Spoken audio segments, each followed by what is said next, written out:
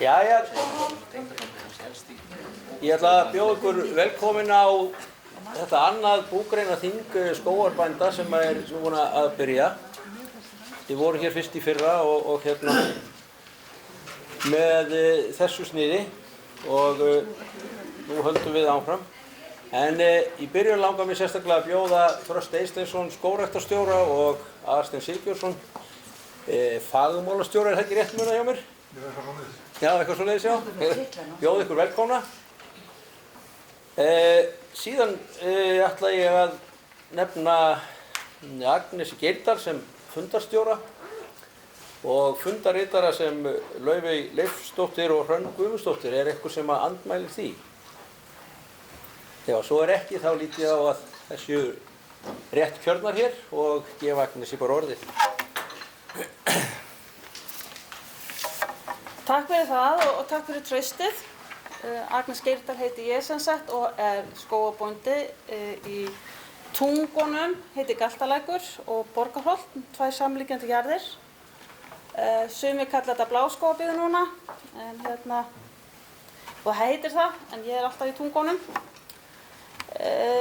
Mér langar að byrja því bara að kynna stjórnina og biðja að standa upp þegar ég nefni nöfnin og það formaðurinn Jóhann Gísli Jóhannsson og hann kemur að norðan, austan fyrirgefið.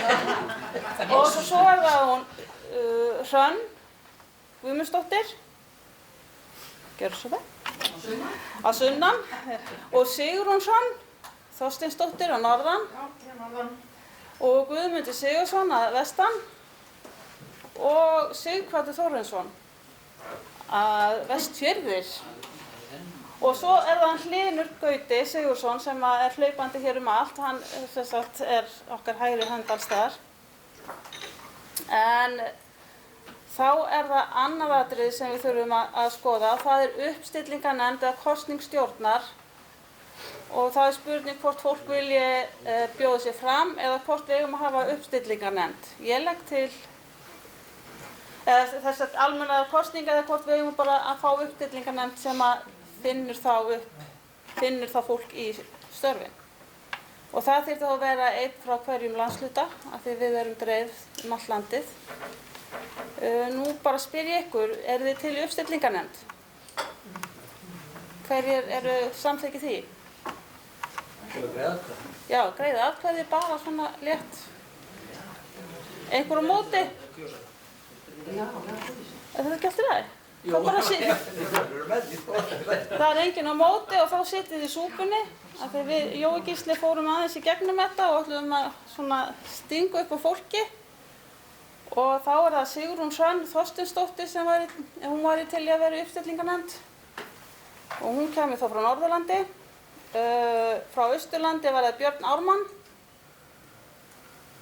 Hann til? Já, flott. Bergþóra frá Vesturlandi, þú til? Jáp. Og þá það Kári Steinn. Til? Kári Steinar. Steinar fyrirgefðu. Það komnir allir? Ekki hvað sem. Nei, það réttur Vestfirðir. Vestfirðir. Það Dagbjartur. Ekki margir að vera. Nei. Þið alveg til í þetta? Já. Frábært. Og þá það bara næsta mál á dagskrá, það skýrsla stjórnar. Jói, gjör svo vel. Hvað segirðu? Ég verð að taka hana. Þú verður að taka hana, alveg klárlega. Já, fundarstjóri, góði fundamenn. Hvað þetta? Trufla mig hér upp á skjánum. Hvernig voru þú þessu maður? Ef við komum. Jæja, heyrðu, það Já, allt í leið. Aðeins að fara yfir svona söguna á þessu hjá okkur einu sinni en af því að við erum svolítið nýi í þessu. En það á aðalfundi í maí 2021 sem samþykkt var að breyta félagskerfi sem fólst í starfi LSE. LSE myndi flytjast til Bændasamtaka Íslands þann 1. júlí 2021 tóku breytingarnar gildi og sameining flestra búgreina landsins í ein heildarsamtök fyrir alla bændur. Nú fyrsta heila starfsári nýrra samtaka búið að taka á sig mynd, það að taka á sig mynd þessi nýja útfærsla á þessu. Bændur eiga að vera og munu vera áfram í fyrsta sæti í þessu samstarfi okkar við í bændasamtökunum og BÍ á að gæta okkar hagsmuna þar. Það svona heildar hugsunin í þessu. Kannski svona stærsta áskorun að fara að tala fyrir ávinningi allra í þessu kerfi, en eins og núna þá stunda tiltölulega margir skógrækt en ekki í þessum samtökum. Það kannski ekki skrítið að margir skógarbændur spyrja sig einfaldlega hvort búgrein skógrækt eigi samleið með öðrum búgreinum innan BÍ, eins og sakir standa. En þegar nytjar skógarins fara að líta dagsins ljós með fjárhagslegum ávinningi má frekar líta á skógrækt sem jafningi annarra búgreina innan samtaka íslenskra bænda. Á sameiningarárinu 21 voru félagsmenn LSE 700 talsins á 500 bújörðum. Í félagatali BÍ í dag í heildina eru 2894 félagsmenn skráðir í nóvember 2022. Af þeim eru 178 einstaklingar sem hakað hafa við skógrækt en eru sem sagt 60 sem eru eingöngu í skógrækt og eru það 34% af þeim fjölda sem eru 170 og, hvað sagði ég nú, 178? 86 síðasta ári. 86 á síðasta ári? Nei, síðast í gáði. Síðast í gáði, ok. Þeir eru að fjölga. Þannig að fyrir vikið hefur kannski starf skógarbænda orðið svolítið ekki kannski verið alveg í fyrsta sæti hjá okkur núna á síðasta ári. Það hefur verið mikil, eins og þið heyrðuð áðan, það hefur verið mikla breytingar, verið að flytja. Við erum kannski ekki alveg búin að ná takti þarna inni eins og staðan núna. En ég átti bara viðtal við formann og framkvæmdastjóri í gær sem höfðu skilning á okkar peningum sem eru að koma þarna inn. Þið hlustuðu örugglega á fjármálastjórann áðan sem ég ætla bara að koma strax að því, ég veit þið hefur örugglega tekið eftir því þar sem hann talaði að Hlynur hefði komið inn með 18 milljónir og það væri bara í rekstur bændasamtakana. En sem þýðir einfaldlega það að við erum með starfsmann áfram í þágu okkar þarna inni og eins og framkvæmdastjórinn kallaði það við mig í gær þá erum við með alltaf 1,5 starfsmanni þarna inn í bændasamtökunum sem mjög skrítið fyrir okkur en allavega getum við litið á að það verður ákveðin breyting á þessu núna og ég fór yfir með þeim í gær á fundi að þau verkefni sem við þurfum að sitja á svona við viljum taka einhver verkefni, ákveðin verkefni fyrir, þá þurfum við bara að gera kostnaðaráætlun fyrir þau og koma því áfram til bændasamtakana og þá verður unnið að þeim samkvæmt því ef að fjárveitingar leyfa. Og ég held að við ræddum 3 mál þar, ég veit ekki, kannski fer ég þau aðeins betur á eftir en það að áframhalda á þeirri skýrslu sem við gáum út þar sem var farið mjög grannt í hvernig við ætluðum að sæja fyrir okkur framhaldið og þar var meðal annars lagt upp með ákveðna framtíð í henni. Þessi skýrsla var náði aldrei að vera kynnt almennilega vegna þess að hún lenti í COVID-blessunin eins og margt annað. En allavega það svona jákvætt viðhorf hann inni, gagnvart greininni og það þá fyrst og fremst okkar að sækja það sem við viljum fá út úr því það sem við leggjum áherslu á. Við þurfum að sækja það. En öðru leyti kannski breytingin ekki rosalega mikil. Hlynur verður áfram okkar aðal tengilegu þarna inni og svo bara spurningin hvað geta starfsmenn bændasamtakana unnið fyrir okkur líka. Þannig að lagði áherslu á að vinnan sem mest fari fram af starfsmönnum bændasamtakana. Og þar erum við náttúrulega bæði með hagfræðinga, lögfræðinga, markaðssvið og ég kann ekki fleira af þessu, en þarna kemur fjármálastjórinn, það var kannski ekki best að fá hann akkurat núna,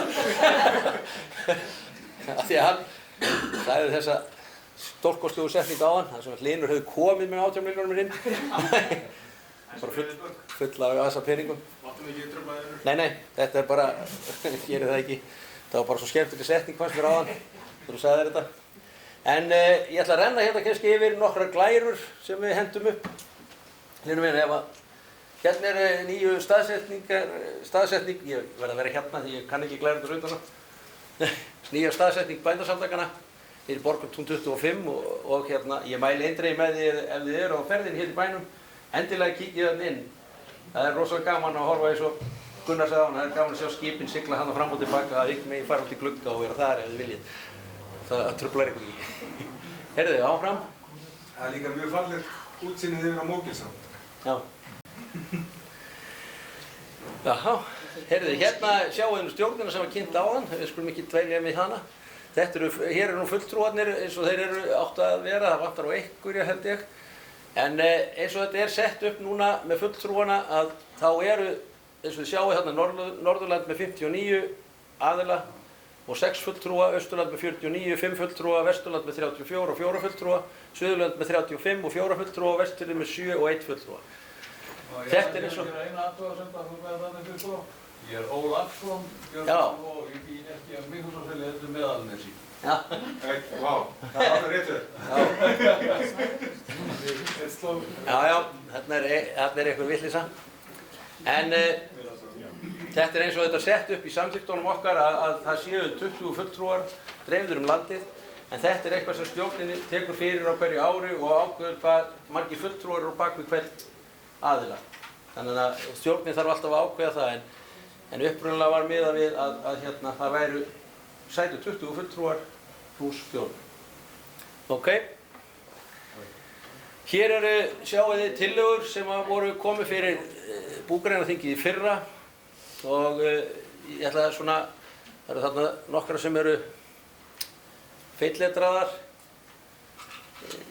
Það er, eins og ég sagði áðan, hort fram á við sem er skýrslan okkar og við höfum sem sagt lagt kannski áherslu á að henni yrði fundið áfram. Það var tillagan þarna, hún hljómaði það, en sögum þessara flutninga þá bara gekk það bara hreint ekki upp að vinna að henni.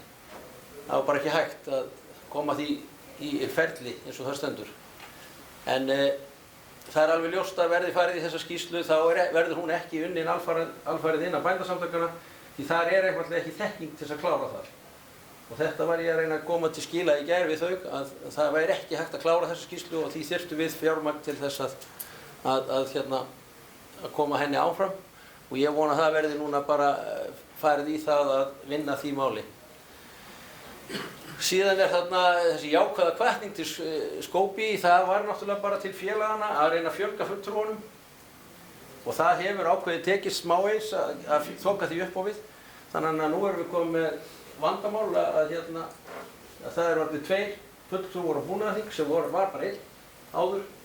Þannig að nú þurfum við að ákveða hvernig það var, hvort það þarf að kjósa það eða í fyrra var það bara og ákveðið að það væri formaður sem færi á búnaðarþing. En nú erum við komið með annan, þannig að maður þarf að ákveða hvernig hann verður, hvort það á að kjósa hann eða hvernig við förum í það.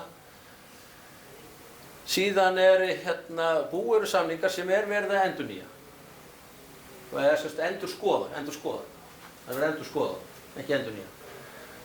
Það er mál sem næst komandi stjórn þarf að fylgjast vel með því að það er spurning hvort er hægt að sækja auki fjármagn þar inn. Og þá erum við fyrst og fremst að tala loftslagsmál eða eitthvað sem því viðurkemur. Það er kannski svona heitasta málið í dag að það sé möguleiki. Einnig ef við erum með einhver sérstök verkefni sem við viljum fara í, þá er það alveg möguleiki að fá þar kannski möguleika aukning á fjármagni. Síðan er það sem heitir framkvæmdaleyfi þarna, það var líka tillaga. Við komum því ekki mikið á framfæri, reyndum samt eitthvað smá en það gekk ekki. En þar erum við fyrst og fremst að tala um að það væri samræming á Íslandi á milli sveitarfélaga leyfisveitingar. Þetta sé ekki bara út allt og menn séu bara með geðþótta ákvarðanir hvernig þetta á þessu tekið. Og það eitthvað sem maður þarf að bara halda áfram að vinna með. Endurmenntunin, hún komin í Fjölbrautaskólann á Suðurlandi og var gerður samningur þar og þar fylgir skógræktin í því ferli með. Þannig að það bara í vinnslu hvernig á að þróa þau námskeið áfram.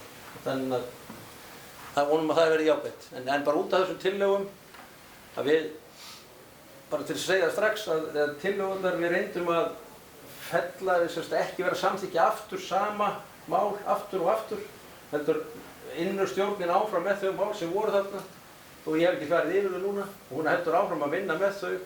Þannig að það verður ekki endurtekinn bara samu tillögurnar aftur og aftur og aftur og ekkert gerist svo sem. Þannig að stjórnin bara ber að hafa þetta til hliðsjónar í sína vinnu. Áfram. Ok. Við mættum formaður og framkvæmdastjóri eða starfsmaður BI. Við fórum á fagráðstefnu í fyrra með ásamt fleirum skógarbændur sem voru á svæðinu og þar var 3 umfjöllunarefni, það var skógræktarstefna 2020 og kolefnisbinding og viðarafurð. Við sátum þennan fund eins lengi og við gátum því að við þurftum að mæta á búnaðarþing sá dag og síðasta daginn. En það ekki rétt muna hjá mér. Ég held það, alltaf það lág okkur óskaplega á í bæinn eitthvað. Heyrðu, það kolefnisbrúin sem hefur byrjað að vinna með fyrir mörgum árum síðan, eða mér finnst það allavega. En þú hlærð? Já, ég ræð. En eftir að við komum inn í bændasamtökin þá tókum við svolítið annan snúning á þessari kolefnisbrú kannski má segja. Þar sem að þá verða að tala að hún fari að hjálpa öllum búgreinum eða hún yfirfærið yfir á allar búgreinar þannig að allir geti notið góðsafinni ef hún sem ég held að það komi að, en eins og staðan í dag með hana eru bara lögfræðingar einn lögfræðingur og starfsmenn bændasamtökanna að vinna að uppsetningu á henni og horft til þess að þar verði helst ekki stigin feilspor því að ég held að það geti verið dýrkeypt þar sem ég hef búin að heyra það að nú sé verið að elta heimildin. Þeir séu að elta uppi þá sem að misskýfa sig í þeim efnum. Þannig að ég svolítið feginn að við erum ekki förin á stað. Þurfum við ekki allavega að svara mikið fyrir það. Þannig að þeir eru víst eitthvað að skoða þessi mál. Heyrðu, við vorum inn á landbúnaðarsýningunni og þar var það var raun og veru ákvörðun sem var tekin á meðan að við vorum í LSE. Við borguðum staðfestingargjald á Bosnum og meðan að við vorum þar fyrir COVID og kolefnisbrúin, það var færður peningur af LSE yfir á kolefnisbrúin og hún sá svo framkvæmdin á henni en við gátum svo sem alveg stigið inn í bændasamtökin á þessum tímapunkti en við ákváðum að vera þarna sér og tókum að okkur skógarafurðir og þessi fyrirtæki sem eru nefnd þarna fengu að vera með okkur á Bosnum en þetta eru þá skógarafurðir sem við vorum að sýna fyrst og fremst. Kannski mistum við sem kolefnisbrú svolítið athyglina því að einfaldlega tvérennismiðirnir þeir völturuð yfir allt sem var þarna í kring því að með sér bændasamtökin held ég líka því að þeir fengu svo mikla athygli. Það var allir svo gaman að sjá á renna. Þannig að þeir skemmtu sennilega fyrir bændasamtökunum bara. Heyrðu, svo hefur Hlynur unnið heilmikið í þessu viðargæðisstaðlar og ég held að megi segja að það hafi náðst ákveðin sigur í því. Býtum það stendur út að krafi á vottun erlendis frá. Já, er það eitthvað að koma Hlynur við það? Nei. Ég veit eiginlega ekkert þetta. Ég sá bara grein eftir Eiríkur, þar sem hann skrifar íslenska hérna. Við erum að skoða þetta hjá skógræktinni. Ha? Við erum að skoða þetta hjá skógræktinni núna, í alvegni. Ok, flott. Þetta er bara, en hann var allavega að segja við ættum að sýta niður almennilegar plötur og hugsa almennilega þetta. Þannig að það var verið að skjóta á okkur, smá eis. En hérna, ef þið viljið vita eitthvað meira um þetta, þá var það eiginlega Hlynur sem þið verið að tala við. Ég kom ekki nálægt þessu. Ég get bætt við eina setningu inn í þetta, að þetta er nefnilega ákveðin sigur að við fáum að nota íslenskan við í svansvottar byggingar að einhverjum hlut. Já, einhverjum vissum prósentum eða eitthvað. Minnir 40. Já. Það sem burð, sko. Var það ekki 30? Já, það er 40. Já, það er eitthvað svoleiðis, já. Ok.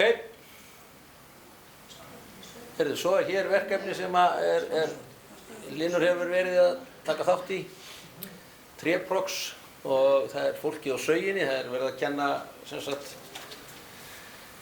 íslenskum starfsfólki sem er að vinna við sögun og timbri að saga og þau voru á námskeiði út í Svíþjóð og Danmörku fyrsta var hér á landi í fyrra haust.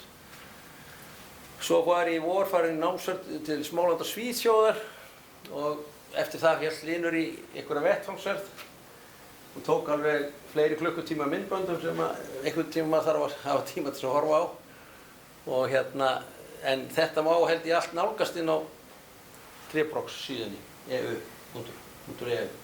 Eru þið ekki alls komin þar inn? Já, nema auka veikan sem ég bætti við. Já. Það er 1,5 klukkutími sem ég geti horft á hann. Nei, 3. Nú 3? Já, 3, já, ok. Þannig að það er nóg að gera í þessu. En vonandi skilar þetta okkur áfram í hérna. Já. Ég sá ekki á glærinu á hann og talaði um Kolvinsbrúna á hann og bara var ekki. Já, ég er eiginlega búinn að segja þetta allt. Já, en nema það kannski að því að Hlynur vill fá nafnið sitt upp og að hann hefur stríðaði smá. En starfið sem hefur verið unnið hjá Bændasamtökunum hefur verið unnið að Hlyn Gauta og Vali Klemensin sem er loftslags ráðunautur Bændasamtakanna. En þeir hafa verið að vinna í þessu með svona öðru sem er að gerast núna. Það er nú ekki alveg þetta bara eitt sem er í loftslagsmálunum hjá Bændasamtökunum. Og það er komin heimasíða sem heitir kolvinsbrú.is og mun vonandi þróast áfram núna fljótlega því það á að reyna að leggja meiri vinnu að það er búið að skila öllum þeim punktum sem menn voru efins þá ætti að fara að skila sér betri upplýsingar. Þú bæti einhverju við? Ber. Já, helstu verkefni. Það er, Ber. Ber? Já. Berin. Ber. Segja frá þeim. Frá berjaræktinni, já. Það er ung kona sem hefur mikinn áhuga á berjarækt, er ekki það sem þú ert að tala um? Jú. Já. Vill koma austur. Sem ætlar að koma austur og, já, eftir ekki bara að segja frá þessu eftir, en ég að fara yfir, nei, það er í restina, í fundargerðinni. En ég ætla að láta þetta svona gott heita, en ef þið er eitthvað sem að þið viljið vita meira eða reyna að spyrja bara um það. Og þakka fyrir í bili.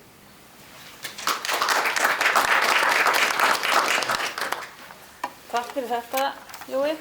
Spurningin hvort að einhverju vilji spyrja. Jóhann eitthvað þessa skýrslu?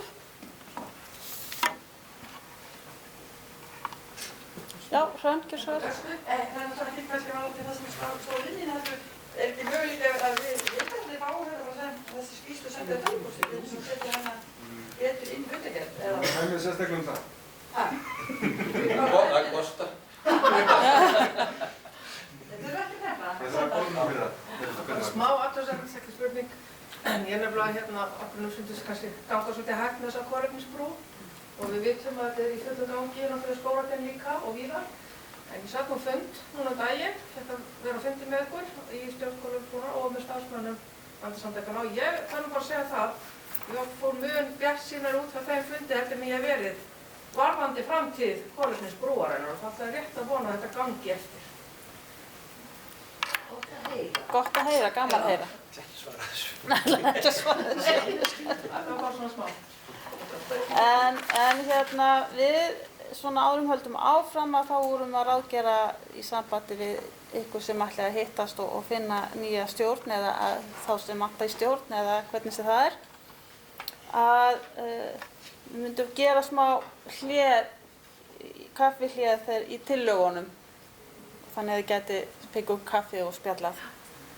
En þá er komið að ávarp gest. Það er Þröstur Eysteinsson, skógræktarstjóri. Gjörðu svo vel, Þröstur.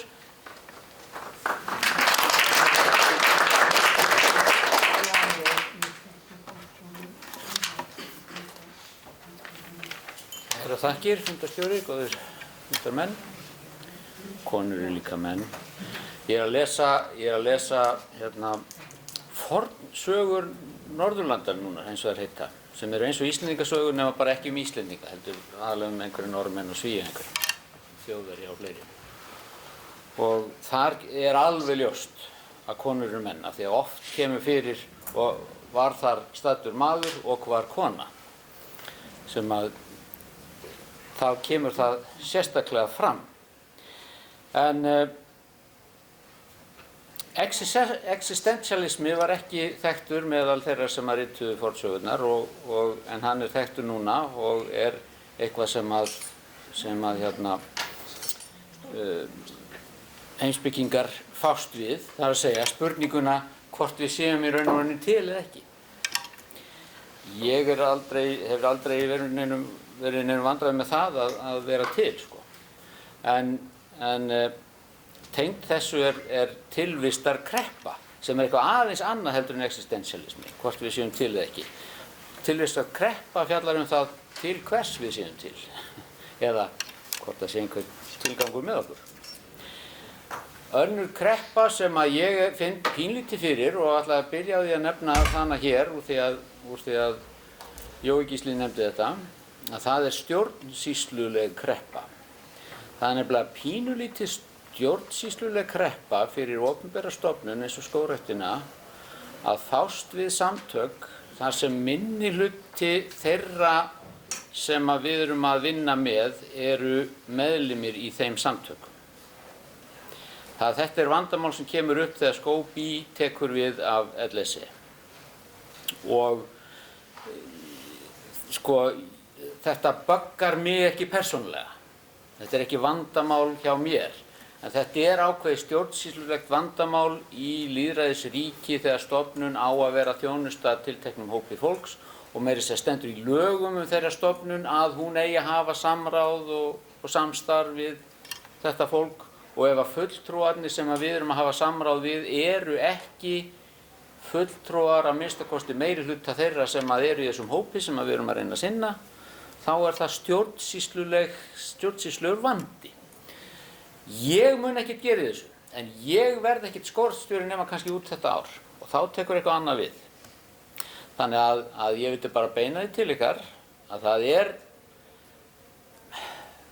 meir en mikilvægt að þið séuð fulltrúar meiri hluta skógarbænda.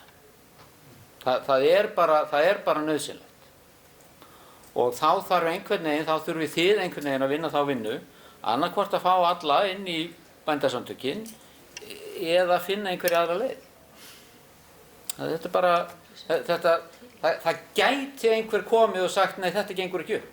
Ok, ég segi, jú, þetta gengur upp, svona, í bili allavega, sko. En ekkert endilega til eiginlegar. Þannig að þetta er raunverulegt atriði og ég taka undir undir áhyggjurnar sem að Jói Gísli hefur, veit ég, af þessu atriði, sko. Þetta er atriði.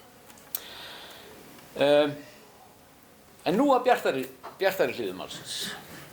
Það gerðist núna í fyrsta skipti, nú ég búinn að vera að vinna í þessu topplikla setti skógræktarinnar í hartnær 30 ár og það hefur aldrei gerst áður að skógræktin var spurð álits á búvörusamningum.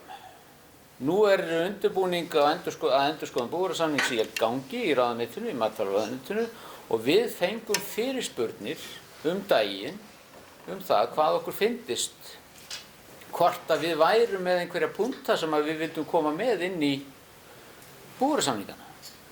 Þetta í fyrsta skipti sem það gerist, sem ég veit af. Það að segja í fyrst skipti 30 ár allavega. Ég efast að það hafi nokkuð gert áður. Þannig að núna skógræktin spurð álits. Þetta finnst mér mjög merkilegt. Og við vinnum núna að því að setja niður punta það hvað okkur finnst hvernig væri hægt að gera hlutina og hvað ætti að standa í búvörusamningum.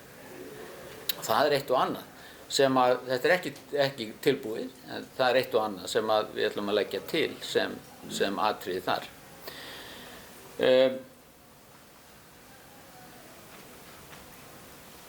Meðal þess sem að við munum leggja til eru atriði í sambandi við kolefnismálin, af því að við sjáum það sem framtíðar möguleika, mjög mikilvægan framtíðar möguleika að bændur á Íslandi taki fullan þátt í baráttunni loftslagsbreytingar. Þeir eru í lykilstöðu og það hægt að sjá það sem annað en bara kvaðir. Bara kvaðir á að minnka rop jórturdýra eða fara einhvern veginn öðruvísi með áburð eða borða ekki kjöt eða hvað nú er. Það eru líka miklu möguleikar þarna en þá þarf að huga að fjármögnuninni á þeim möguleikum. Og þetta náttúrulega eitt af því sem við erum að velta fyrir okkur núna. Þið hafið örugglega misvel sett ykkur inn í þessi kolefnismál og málið það að við erum að vinna við höfum verið að vinna að því að setja saman skógarkolefni sem eru reglur sem hægt að votta kolefnisbindingu skóga eftir. Og það getur hver sem notað þetta og þetta alveg sambærilegt við önnur slík kerfi sem eru út í löndum. En þetta miðað við hins svokallað valfrjálsa markað sem þýðir að einhver sem getur búið til eða á skilgreindar, vottaðar kolefniseiningar sem klárlega eru þarna, til dæmis í vaxandi skógi, getur hugsanlega selt þær. En það eru ákveðnar forsendur sem þurfa að vera til staðar til þess að það gangi upp. Og ein sú helsta að viðkomandi skógrækt þarf að vera viðbót við það sem ella hefði gerst. Og það bara vegna lögmála markaðarins. Kaupandi ekki tilbúinn til að kaupa eitthvað sem einhver annar hefur þegar borgað fyrir áður. Þess vegna eru eldri skógarnir ykkar sem urðu til með framlögum frá ríkinu, 97% framlögum frá ríkinu, ekki gjaldgengir inn í þetta kerfi. Það þýðir ekkert að tala þá á valfrjálsa markaðnum. En valfrjálsi markaðurinn ekki sá eini sem til. Það alveg hægt að búa til kerfi sem byggt á lögum eða reglugerðum eða einhverjum hvötum frá ríkinu til þess til dæmis að skógareigendur njóti bindingarinnar sem sannanlega í þessum eldri skógum. En það eru þá einhverjir aðrir hvatar heldur en þessi valfrjálsi markaður. Það eitthvað sem við verðum að vita. Ok, við vinnum að því núna að setja fram, eina af þessum tillögum sem við munum setja fram að við bjóðum upp á lægri framlög til skógræktar heldur en 97%. Það að segja, við höldum áfram bjóða upp á 97%, en við bjóðum líka upp á annan flokk sem eitthvað lægra. Veit ekki hvað það mikið lægra. Við höfum talað 50% styrk, við höfum talað 80% styrk, en málið að ef við bjóðum upp á lægri styrk frá ríkinu, þá hægt að segja það og sanna að skógræktin yrði ekki til nema með framlagi frá einhverjum öðrum, skógarbóndanum eða einhverjum öðrum fjármögnunaraðila sem þurfti að koma til þess að skógurinn yrði til. Og að það fjármagn mundi ekki koma nema vegna möguleikans á að selja kolefniseiningar. Þannig að með því að þiggja lægri styrk fyrir nýja skógrækt, þá getur þið hugsanlega fengið, sem sagt, þá væru þeir skógar gjaldgengir til vottunar og til þess að verði til kolefniseiningar og þær væri hægt að selja. Nú þá kemur vandamálið. Hefur hinn almenni skógarbóndi efni á því að borga 20%? Jú, sumir eflaust sko. Sennilega ekki allir. Og þar koma aðilar eins og kolefnisbrúin og Ygg-Carbon og kannski einhverju fleiri aðilar að. Af því að þá vandamálið að fá fjármögnunina fyrir því sem upp á vantar. Segjum að styrkurinn sé 50%, þá þarf að fjármagna hinn 50% einhvern veginn öðruvísi.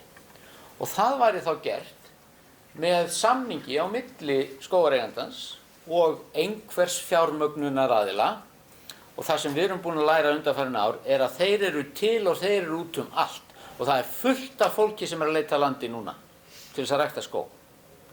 Þeir fjármögnunaraðilar vilja náttúrulega eiga kolefniseiningarnar. Þeir vilja fá peningi sinn tilbaka á ekkert mjög mörgum árum. Það eðlilegt.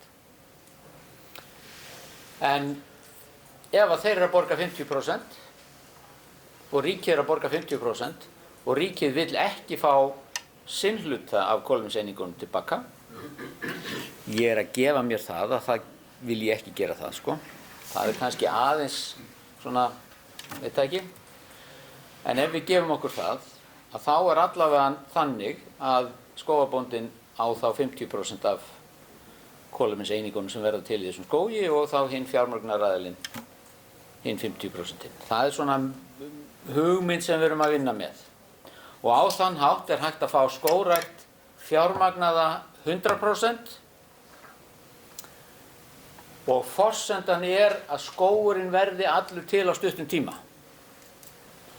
Með því að lækka styrkhlutfallið þá höfum við miklu meiri pening til að vinna með í pakkanum og getum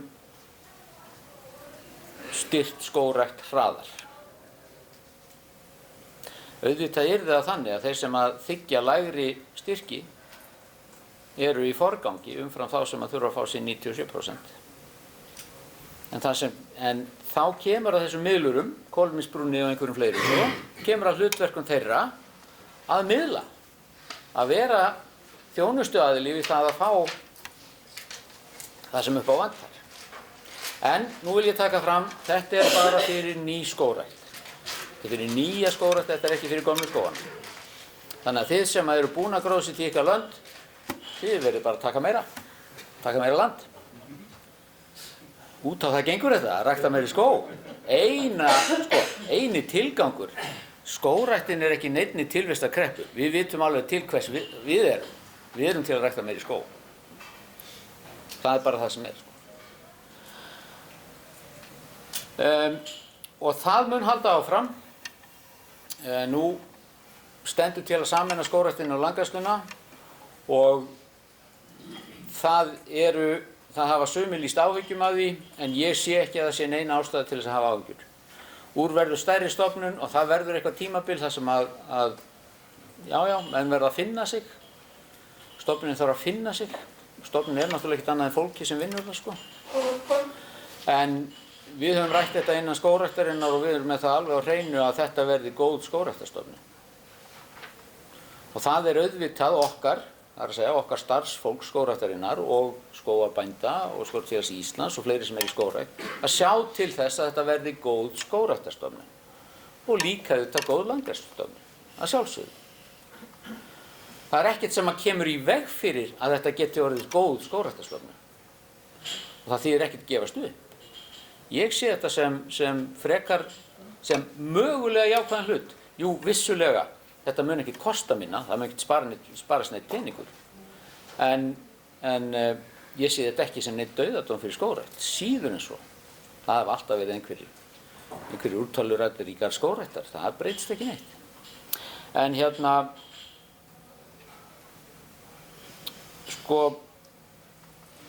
varðandi aðeins meira fjármögnun.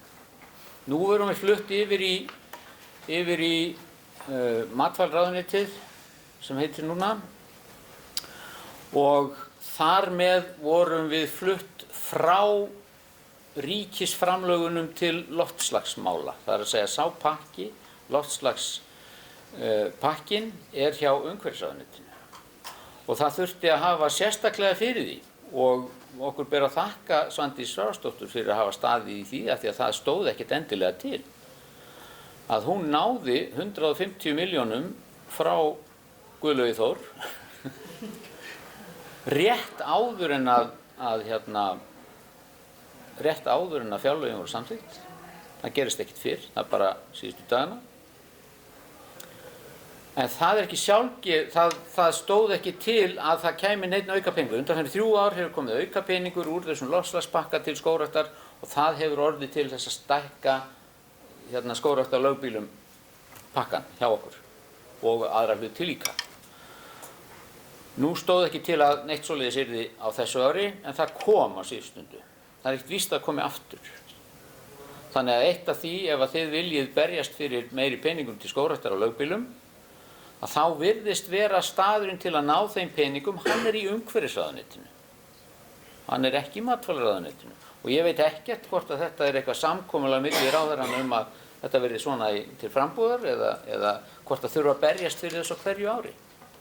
En það var ekki sjálfgefið að neinir peningar til loftslagsmála myndu fylgja skógræktinni og landgræðslunni yfir til matvælaráðuneytisins. Það var ekki sjálfgefið. Þetta er ágætt að þið viti. Þannig að það þarf að berjast í þessu áfram. En þessi peningur kom og skiptist til helminga, 75 milljónir fóru til landgræðslunnar og 75 milljónir til okkar og þær fara núna í ýmis verkefni. Ég nefndi úrtöluraddir áðan, þær eru núna nokkuð áberandi. Það er vegna þess að samfélagsmiðlar gefa þeim sens til að vera áberandi. En það er engin breyting fyrir skógrækt. Það hafa alltaf verið úrtöluraddir. Við lifum á þeim tíma núna þar sem úrtöluraddirnar eru að skógrækt sé svo hættulega þegar þess gengur svo vel. Fyrirrennarar mínir, fyrstu 2 skógræktarstjórarnir þurftu að berjast við það af því að fólk var viss það að skógar gætu ekki vaxið á Íslandi og úrtöluraddirnar voru þær að þetta væri bara vitleysa. Þannig að við erum heppin núna í dag að vera með þessar úrtöluraddir. En þær verða áfram, það verður alltaf eitthvað fólk sem gagnrýnir. Og það verður bara að hafa það. Þetta er lýðræðisríki og við þurfum að þola þessa gagnrýni og við þurfum að íhuga hana og athuga hvort það sé eitthvað til í henni. Og ef við komumst að því að það sé eitthvað til í henni, þá þurfum við að bregðast við því. En oftast komumst við ekki að því. Þannig er nú bara það að því að skógrækt er ennþá lítil á Íslandi og verður áfram lítil. Við munum ekki hafa mikil umhverfisáhrif. Það er nú bara því miður. Og umhverfisáhrif hennar eru náttúrulega öðru leyti jákvæð líka. En að öllu þessu sögðu, þá er ég bjartsýnn á framtíðina. Það er ekkert annað sem blasir við en aukin skógrækt. Það að einkageirinn sé að koma inn með pening, að sé fullt af aðilum, innlendum og erlendum sem eru tilbúin til þess að fjárfesta í skógrækt á Íslandi, fyrir utan ríkið núna, það er algjörlega nýtt fyrir okkur. Algjörlega nýtt. Og ég hvet skógareigendur til þess að notfæra sér það og finna út leiðir hvernig þið geta búið til þessa skóga sem eru gjaldgengir í að binda kolefni. Sem þýðir að 97% má ekki koma bara frá ríkinu. Það þarf að vera fjármögnun til að binda kolefni. Takk ykkur fyrir.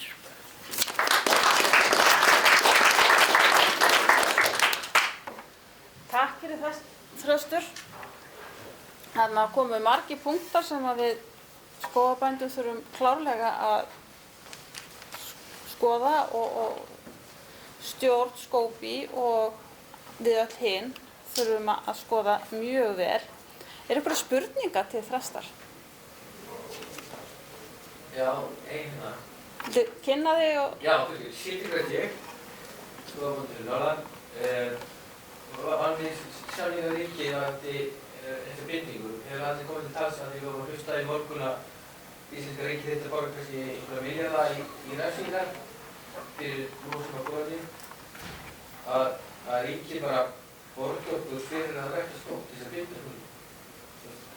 Það er til þess. ekki nýttastöðu. Jú, sko, hvernig sem fer, þá verða settar einhver reglur meðferð skóga til þess að viðhalda kolefnisforða skóga samfara nýting. En fólk hefur talað þetta. Málið að allir sem vita það að það verða engar refsingar. Þessar fabúleringar að við kynum að þurfa að borga eitthvað þegar við stöndumst ekki skuldbindingar okkar. Í milliríkja samskiptum það ekki raunverulegur. Hver ætlar að rukka okkur? Ætlar Þýskaland að rukka okkur? Eða Sameinuðu þjóðirnar? Eða hver? Og ef að Þjóðverjar standa sig ekki, ef þeir ná ekki sínum markmiðum, ætlum við að rukka Þjóðverjar? Að Ísland að rukka Þjóðverjar fyrir að gera þetta? Nei, það kemur ekki til mála. Þannig að í milliríkja samskiptum gerist þetta ekki. Það eina sem ríki getur gert ef að við stöndumst ekki kröfurnar er að önnur ríki geta sett okkur einhvers konar liðskiptahamlanir. En ef þau eru í sama bát sem allt bendir til að þau verði líka, þá mun það ekki gerast. Þannig að þetta ekki raunin. Hitt svo annað mál að ég alveg talsmaður þess að ríkið vinni með hvötum frekar en svipur. Það að segja að það verði hvatar til skógabænda, til þess að viðhalda sín skógum, viðhalda kolefnisforða sinna skóga. Og þeir hvatar séu bara hreinlega peningalegir. Aðalsteinn, gjörðu svo vel. Sko, Þröstur var ekki með okkur áður þegar Guðlaugur Þór Þórðarson, umhverfis-, orku- og loftslagsráðherra, sagði frá því að Íslendingar væru búnir að borga 800 milljónir í sekt fyrir að hafa ekki staðið í Kyoto 2, sem stafaði af því að skógrækt til ykkar var skorin niður í fjárlögum eftir hrun og þess vegna náðum ekki þeim markmiðum sem hafði verið stefnt á. En allavega, ég veit ekki, ég var ekki aðstödd til þess að réttu þetta og spyrja Guðlaug hvert borgaðu Ísland fjármálaráðherrann eða fjármálaráðherrann pening, en einhvert hafa 800 milljónir fram. Það í þessu tilviki. En að öðru leyti veit ég ekki hver framtíð fyrir skuldið sér, en það frekar stutt í það að Evrópusambandstilskipanir sem Ísland hefur lögfest, hún gerir ráð fyrir að árið 2050 þá verði aukað samræðs að það verði meira en allt kolefnishlutlaust sem við gerum, að þá er landið líka við orðið kolefnishlutlaust. Það að segja að það engin skuldregla, no debit rule sem að gildir á öllu EES-svæðinu 2050, og þá verður bara svona það að það sé meiri losun en binding á landi á að heyra söguna til. Og það auðvitað ekki búið ennþá innleiða einhver refsi ákvæði til einstakra landa sem standa sig í þeim öllum. En það eins gott fyrir Íslendinga að halda sig vakandi í þeim árum, því það gæti verið peningasekt. Já, en það bara ekki það sem skiptir máli. Við erum öll í sama báti. Við þurfum að fást við loftslagsmálin. Það fyrir okkur sem við erum að gera þetta. Það ekki vegna hræðslu við sekt. Það bara fáránlegt að hugsa svo. Takk fyrir það. Já. Hvernig með þessa útreikninga? Það er svo mörgum sögum að þessi losunar útreikninga, þeir komið á svona leira sem Hvað sér þau? Fyrir skóla. Já, fyrir skóla. Ég meina bara þess að vera að miða við. Það er ekki komin á lífa. Við skulum svona aðeins, Það klukkutíma fyrir að skilja það, sko. Já. Það veit aldrei hverju maður á að trúa í þeim. Nefnum ég veit að skóarvinna. Það er aldrei trúið hér. Viltu þú segja eitthvað, Jói? Nei, er eitthvað fleiri sem vilja eitthvað spyrja stutt? Nei. Það er eitt hérna sem að ég fékk að frétta, að það er kaffi hérna frammi, ef einhvern vill laumast í það. Orðinn kaffiþyrstur. En aftur ég þakka Þresti kærlega fyrir þennan pistil og ávarp. Og þá er það samþykktir búgreinadeildar skógarbænda BÍ. Viltu eitthvað segja það? Ég er ekki alveg, eru engar samþykktir eða? Jú. Það er eitthvað starf. Getið allavega eitthvað sagt þetta? Samþykktir? Já, og hvað þetta er? Já, þetta eru sem sagt samþykktir sem voru gerð fyrir allar búgreinadeildir í fyrra og við samþykktum hér á fundi í fyrra Þannig að þar er bara skýrt hvernig við eigum að haga okkur og hvernig þessir fundir fara fram. Það er engar, það hefur ekki komið fram neinn tillaga breytingar á þeim. Þannig að ég svo sem, þetta er í raun og veru svolítið kópíu af gömlu elliselögunum, nema það er náttúrulega búið að breyta í fulltrúa og allt það. Þannig að, nei, ég hef eiginlega ekkert þetta að segja, en það væri mjög gott fyrir þingfulltrúa að lesa þau. Og hefðum við sennilega átt að benda þeim á það að við komu að kynna sér þessar greinar. En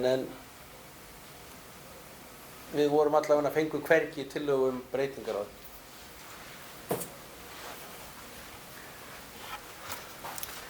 Þannig að þessar samþykktir eru bara verið að leggja það fyrir, það er bara að vita á þeim, það er ekkert eitthvað sem þarf að kjósa Já, fyrirgefðu, þetta er náttúrulega bara í samþykktunum að við eigum að taka þetta fyrir okkur í ári, en ef ekkert þá bara dettur þessi liður niður. Og þá er hann dottið niður væntanlega. Já, ef þú ákveðst það. Já, en það er spurning ef eitthvað vill tala þessar samþykktir eða hefur einhverja athugasemdir við þær. Það er enginn sem vill tjá sig, þannig að þá bara... En eitt með er ekki árgjaldi í samþykktum? Nei, þau eru ákveðin á búnaðinum. Þá er það afgreitt. Eigum við að taka kaffi núna eða... Jæja, gott fólk, þá fyrir við bara að halda áfram. Og þá er komið að tillögum til umræðu og afgreiðslu og þetta eru 10 tillögur. Þannig það er bara spýt í lófana. Og fyrsta tillagan, ertu með hana upp á skjá eða? Það er sameining skógræktarinnar og landgræðslunnar. Ársþing skógarbænda deildar BÍ haldinn á Hótel Berjæja, áður Loftleiðir 22. febrúar 2023, beinir til búnaðarþings og í framhaldinu til matvælaráðherra að unnið verði markvisst að því að tryggja til framtíðar nytjaskógrækt og skjólbeltarækt innan nýrra stofnunar skógræktar og landgræðslu, land og skógur, ef af sameiningu stofnunina verður. Og hér fylgir greinargerð. Fyrir rúmum 30 árum hófu bændur nytjaskógrækt á Íslandi. Austfirðingar riðu á vaðið með stofnun héraðsskóga og náðu með samstilltu átaki einstökum samningum við ríkið nytjaskógrækt á bújörðum. Með tilkomu Suðurlandsskóga og síðar Norðurlandsskóga, Vesturlandsskóga og Skjólskóga á Vestfjörðum bætti við hagstæðir samningar við ríkið skjólbeltarækt.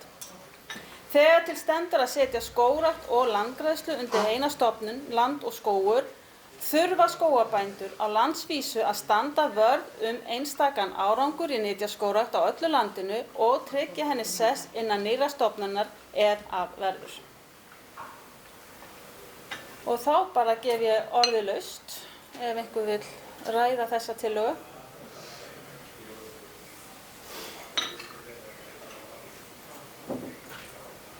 Það er rosalega laust.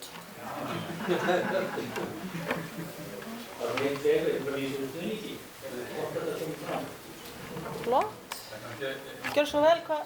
Það er bara það að það er nauðsynlegt að við förum vel í gegnum þetta og gætum vel að hagsmunum okkar á annan en af því að það var nú nefnt áðan og Þórsson nefndi það áðan þetta með framlög til nytjaskógræktar, umhverfisráðuneyti versus matvælaráðuneyti Þannig að það er spurning hvort við þurfum að hyggja eitthvað frekar á því að á þessum peningamálum þannig að það er greinilega eitthvað konflikt sem getur orðið í þessum peningamálum greinilega. Bergþóra?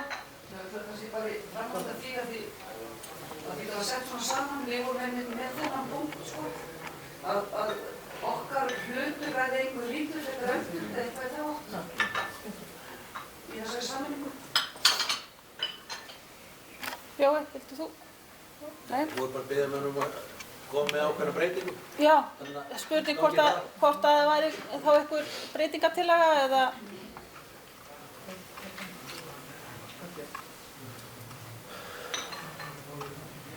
Gera málum í flóki. Segir það. Mættu bæta þarna við bara að tryggja til framtíðar og efla nytjaskógrækt og skógrækt. Það var...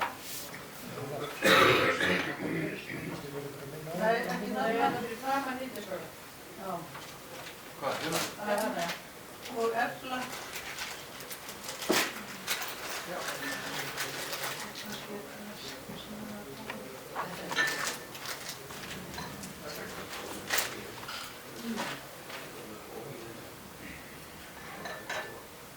Viltu fá skriflega breytingu? Heyrðu, hvað segir þetta? Er þið samþykk þessu? Ég má aðeins bara spyrja, sko, er nytjaskógrækt, er það kolefnisbinding? Nei. Sko, hérna, ég hefði nú viljað, sko, umræðu tegin þetta er tillaga hérna sem er frá Austan sem er það að, hérna... En hún kemur á eftir. Já, þá tökum við hann á eftir. Já. Að kolefnisbinding verði viðurkennd sem afurðaskógi. En það kom hérna smá breyting. Ég legg fram þessa tillögu þá til samþykktar ef engar athugasemdir eru gerðar, fleiri. En eitt það er þetta sleppið að skrifa nytja, það var bara efla skógrækt og skjólbeltarækt. Það var að tækla vandamál sem þeir voru að tala um hérna. Hvernig ætlar að sleppa nytjaskógrækt?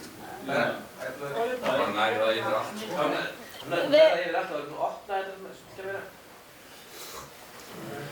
Við erum skógarabændur og við erum kannski píldi í nytjaskógrækt þannig. Og mér langar að segja hérna, ég hef nú aðaláhyggjur af nytjaskógræktinu, sko. Ég held að það sé töluvert af fólki sem er bara að planta trjám, byrki og einhverju hingað og þangað einhverju dóti. Það komi niður á nytjaskógræktinu, þannig ég er alveg á móti því að taka þá. Ok. Ég vil bara taka líka til það. Absolutt að hafa nytjaskógræktinni.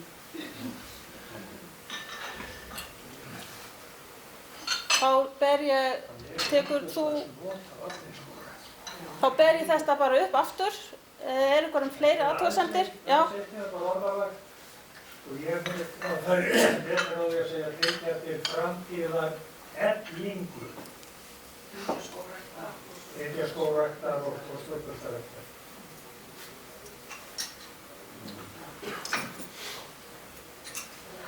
Svo er meiningin í þessu, sko. Já, ok. Þetta er nú svona finnbúsning, en hvað segir þið? Á ég að bera hann upp núna?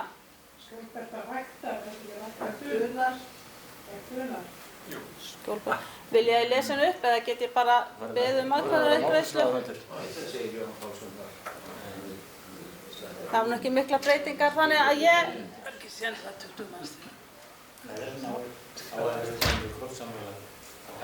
Þeir sem eru samþykkir þessari tillögu, réttu upp gul að hérna bleika spjaldið ykkar.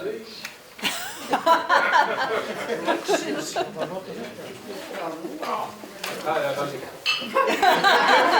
Þetta var góð fyrir það. Þú ert dagbjörtur, þannig að þetta er Já. dagbjörtur sem sendir. Já, einhver á móti. Já, hann þá alveg. Þá verður bara rétt upp hend án spjalds eða hérna gula spjaldið. Þannig að þá telst þessi tillaga samþykkt. Þá er það tillaga 2, skjólbeltagerð á bújörðum. Ársþing skógarbændadeildar BÍ haldin á Hótel Berjæja áður loftleiði 22. febrúar 2023 skorar á búnaðarþing og að samþykkja að hafnað verði viðræðu við stjórnvöld aukið fjármagn í tengslu við búvörusamninga til skjólbeltaræktun til að styrkja við aukna akuryrkju, grænmetisrækt og túnrækt.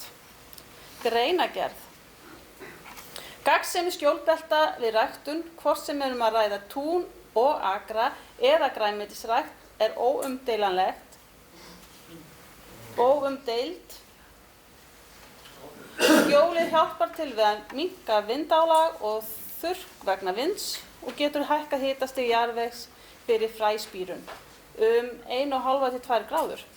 Ljóstilefun í korni á sér ekki stað í vindi. Skjólið skilar því umtalsverði betri uppskeru. Nauðsynlegt er að hvetja bændur til að nýta sér skjólbeltarækt, tryggja þeim góðan aðgang að...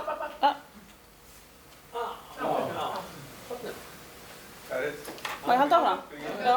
Nauðsynlegt er að hvetja bændur til að nýta sér skjólbeltarækt, tryggja þeim góðan aðgang að fræðsluefni og að skógræktin hafi aðstæður og fjármagn til að taka við nýjum bændum sem vilja byggja upp hjá sér skjól.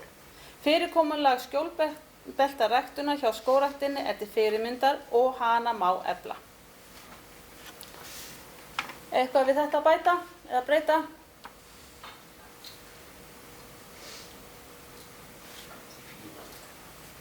Fínasta tillaga, Þröstur Eysteinsson. Eysteinsson. Hvernig hljóðu þess að einhvern sinni hefur ákveðið að þó ég var gestur á þessum fundum, einhvern sinni ákveðið að þessi ég hefði málfrelsi. Ekki að það er eftir málfrelsi. Gildi það ennþá hjá Skóbi? Já, það. Og þetta er fínasta tillaga og við gerum engar athugasemdir um breytingar tillögur. Hins vegar þá þegar ég horfi yfir línuna og ég hef dottið góða yfirsýn yfir það sem vantar í fjármögnun í skógrækta á lögbýlum, að þá verð ég bara að segja að það er engin biðlisti eftir að komast að í skjólbeltarækt. Þannig að það er ekki þannig að það vantir pening til þess að fólk getur farið í skjólbeltarækt. Það vantar meiri pening í þetta. Það vantar pening til þess að hækkast taxtana og geta borgað almennilega fyrir hluti. Það vantar meiri pening til að girða, það vantar pening til þess að grísja meira og svo framvegis. En það reyndar gildir það saman grísun eins og skjólbeltarækt, það er ekki alveg nógu margir sem að sækjast eftir að fá að fara í grísun þegar þeir eru peningar til loksins. Þannig að ég bara velti þessu fyrir mér sko, að hvort að sérstaklega skjólbeltarækt, þetta er eitthvað sem mun ganga í stjórnum og ef svo er, fínt sko. En það er meiri vöntun á öðrum sviðum, finnst mér. Það er það sem ég segi. Gjör svo vel. Já, Laufey, ég ætlaði bara aðeins að fá að bæta við þetta. Jú, því svo sem að vingur það sé ekki langt biðlisti. En við á Norðurlandi komum lögum þetta upp á sem lögumkastri og hugsunin er svolítið líka að þarna eigum við svo góðan snertiflöðum öðrum í bænum. Við viljum tróða okkur inn í allar búgreinar hér eins og við mögulega getum og erum að vonast til að þetta getur mögulega verið einn af þeim snertiflöðum þess að við fáum betri aðgang og getum bara fjölgað okkur skógarbændum og náð fleirum inn í okkar samfélag. Það var nú kannski líka hugsun fyrir utan allt efnið sem að Þetta er ekki mótmæla, ég er bara að segja þessu.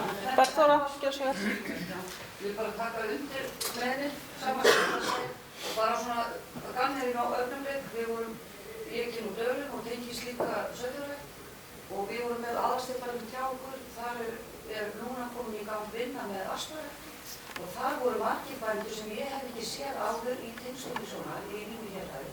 Mjög gleðilegt. Og ég held einmitt akkurat þarna ráðum við líka inn til hinna. Það er margir, maður heyrir umræðina, aðrir bændur í tilsynnar og tala skjólbelti sem að kannski tala illa skógrækt en þeir eru alltaf að tala skjólbelti. Það er svona stökkpallurinn. Já, eitthvað, já, gjör svo vel. Já, Halldór heiti ég. Ég ætla ekki að mótmálinu sem sagt, en Laufey sagði nú það sem ég ætla að segja hlutatætti. Ég held að séu sko að þetta snertir hafa verið að tala um eitthvað kornrækt. Þetta á að þátta til það. Við sem hefum haft skepnur, við viljum að skjólbelti skapa skjól fyrir skepnur, þú sækjum mikið í skjólið sko og meira séð bara á sumrin, skuggan fyrir sólinni. Það er svo mikið sól. Það vita allir. En eitt enn kannski, en það er náttúrulega eins og er afskaplega lítið fjármagn í skjólbeltarækt og það fælum svo til. Takk fyrir þetta. Ég var kannski bara að hugsa, við vorum aðeins búin að nefna þarna á Norðurlandi af því að bændur fá jarðræktarstyrki sem er greitt út á hektara ef hún tekur af ræktarlandinu inn fyrir skjólbelti með reglulegu millibili þá alltaf minnkar það sem með í túnum í rauninni og þar með sko jarðræktarstyrkirnir, hvort það verður hægt að hafa jarðræktarstyrki undir skjólbeltunum í einhvern x tíma kannski þar áður en að skjólbeltin bara skila einhver skjóli. Jói? Já, það er þess vegna sem við nefnum búvörusamningar í þessu tillögu. Ég held að við höfum eitthvað lagað hana til stjórnum og eitthvað fylgt í henni eftir að þið sendu hana.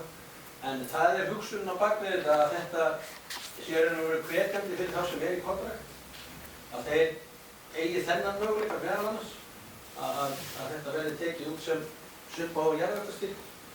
Það er svona einn möguleiki en fyrst og fremst er þetta inn í búvörusamningunum gæti verið einhver kvöð á því jafnvel að sá sem vill fara í skjólbeltarækt með kontrakt að þetta verði samtvinna þannig að hann verði svolítið þvingaður inn í umhverfið en þó það sé aldrei gott.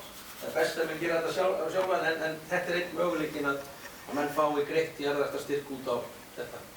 Allavega í byrjun áður en að skjólbelti fyrir að skila einhverjum kostum.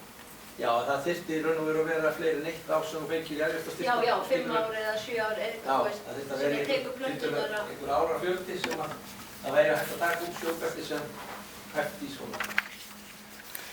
En hvað með tillöguna sjálfa? Viljið þið breyta einhverju eða stendur hún alveg eins og hún á að vera? Enga til... Vilt þú tala? Nei. Jæja, ok. Atkvæði hver vill samþykkja þessa tillögu? Allir bleikir. Þannig að hún telst samþykkt.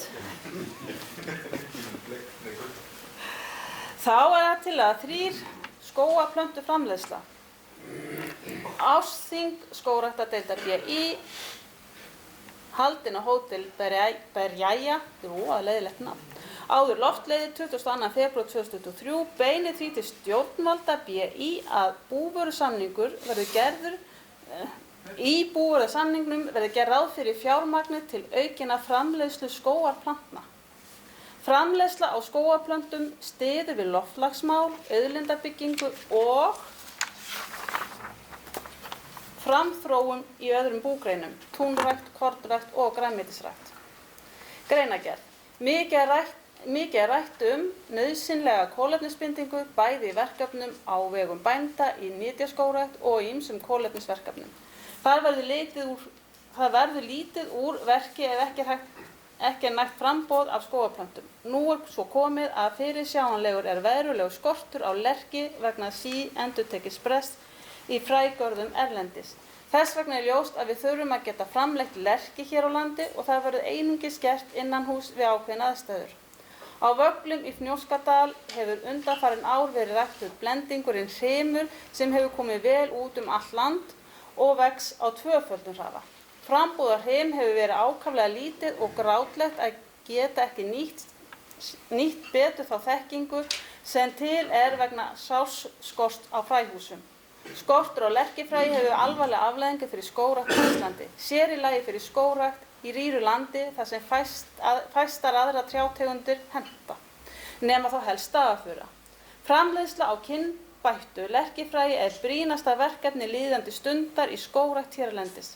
Einnig er brýnt að efla framleiðslu á öðrum tegundum og tryggja framboð af sem flestum tegundum og nýta til þess öll færi til dæmis ónotuð gróðurhús víða land. Einhver sem vill tjá sig þessa tillögu?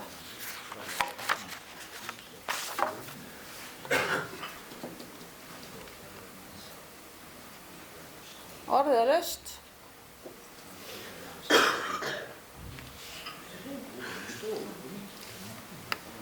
Ef ekki, þá ætla ég nú bara að bera þessa tillögu upp til atkvæðagreiðslu.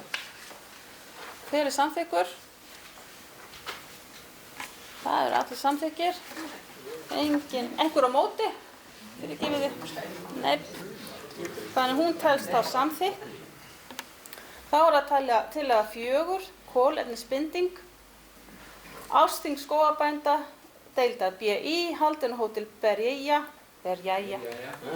Áður loftleiðir 22. febrúar 2023 beinir til búnaðarþings að áhersla sé á að bændur með rekstur á eigin jörðum geti nýtt eldri skóga til kolefnisjöfnunar. Greinargerð. Í samningi sem bændasamtökin gerðu við ríkið almenn starfsskilyrði landbúnaðar kemur fram að árið 2040 ætti allur landbúnaðar að vera kolefnishlutlaus. Margir bændur eiga skóga sem binda talsvert kolefni en geta ekki nýtt sér það til að jafna kolefnisrekstur sinna bújarðar eða starfsemi sem rekin á viðkomandi jörð. Okkur finnst réttlætismál að sú binding sem fer fram í eldri skógum bænda verði metin og leyfilegt að nýta hana til kolefnisjöfnunar. Jæja, þá byrjar þetta. Einhver sem vill leggja orð í belg og ræða þessa?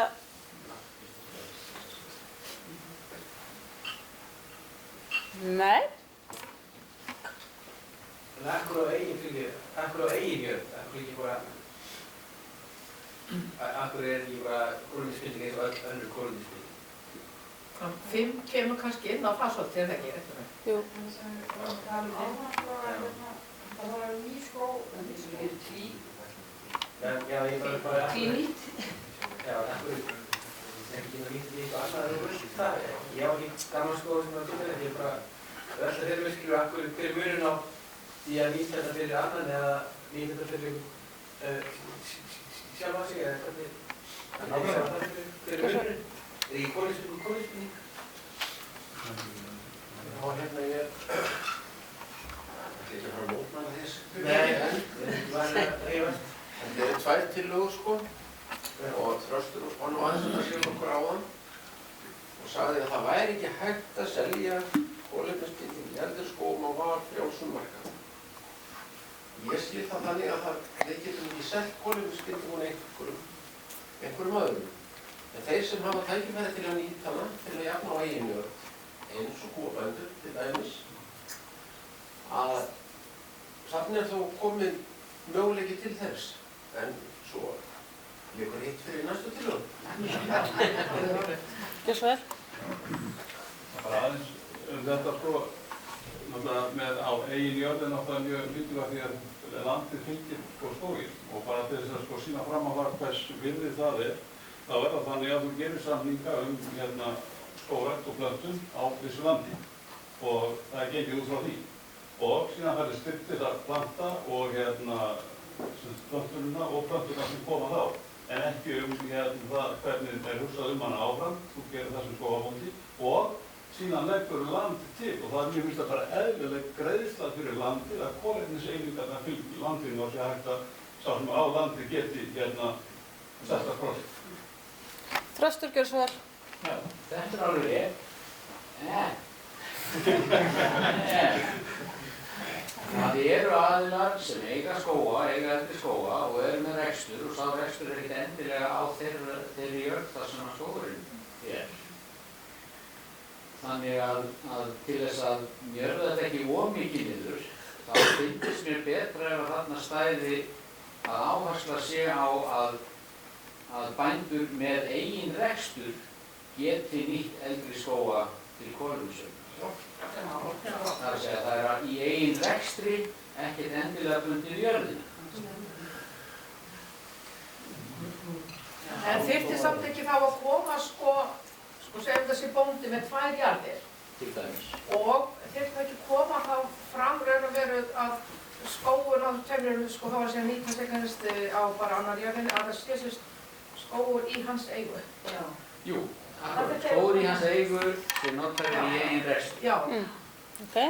Sem getur nýtt eigastur mikið eldri skóg. Býða aðeins hérna. Eldri skóg, það selja það í tiluna á eigin jörð. Já, við erum búin að taka það út svolítið, hann getur á 2 jarðir. Já, fyrir, já, ok. Í sinni eigu. Það er búið að biðja hérna orð, býða aðeins. Það er búið að biðja orðið, gjör svo vel. Já, takk. Ég ætla nú bara að flagga því, sko, ég ætla ekki að fara að koma út inn í þessu umræðu, en mér finnst þið með það er við grænbóta. Þannig að ég vil bara flagga því hérna að sko, það verður ekki sleppt á hátið í þessu og ef menn ætla að vera með kolefnis einingar og vottanir og þá þetta orðið mjög stutt ef við ætlum að búa til þannig umhverfi að sjávarútvegsfyrirtækin geta keypt sér jörð með skógi og þar með eru þau búin að kolefnisjafna sig allt í einu. Það á mörkum að vera grænþvott eins og ég skil. Ég ætti bara að koma að þessu.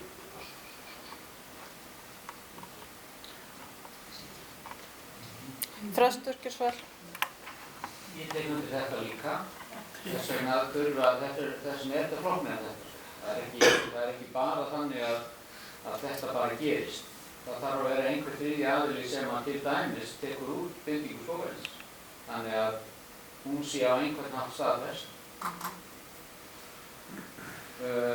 Og í sjálfu sér er þetta alveg rétt sem að Hilmar segir að nákvæmlega þetta að með einhvern rekstur getur bara keypt sér jörð með gömlum skógi. Það væri grænþvottur af því að það er búið að það er einhver annar búinn að borga fyrir þann skóg. Þannig að það þurfa að vera á þessu þurfa að vera sko takmarkanir einhverjir. Það er ekki endilega á eigin jörð sko, en það þurfa að vera takmarkanir. Svona lögheimilis skildur það. Er það rekstur á viðkomandi jörð? Já, það voru verið að bytta í jörðina, en það er ekkert endilega öllum sko, en það þurfa að vera þetta þarf að vera hvati til að rækta skóg, hvati til að viðhalda skógi og hinn gullni meðalvegur er einhverstaðar þarna. Já, gjör svo vel þarna. Ég velti það aðeins fyrir mér af hverju gamall skógur, af hverju það er slæmt að hann sé söluvara. Alveg eins og fjós sem er búið að byggja eða tún sem er búið að rækta, það er bara söluvara fyrir á markaðsvirði. Af hverju gamall skógur, ég veit að ríkið er alltaf búin að leggja til 97% af plöntunum í byrjun, en svo eftir einhvern ákveðin tíma, ég man ekki hvað stendur þá á bóndinn skóginn, það er í skógræktarsamningnum. Af hverju má hann ekki græða einhvern pening á þeirri eign sem hann á og vinninni sem hann er búin að leggja til í umönnun á þessum skógi? Þröstur. Reyna að svara þessu eins og máli við getum. Það er vissulega binding í gömlum skóg, en málið er að einhver annar er þegar búinn að setja þá bindingu í gang. Það er búið að fjármagna þá bindingu á einhverjum öðrum forsendum heldur en kolefnisbindingu. Og þess vegna er þetta ekki nýtt verkefni, þetta er ekki viðbót til það sem að er. Og markaðurinn, þessi valkvæði markaður, og reyndar allt sem að stjórnvöld vilja gera líka, er í þágu þess að hvetja til meiri kolefnisbindingar.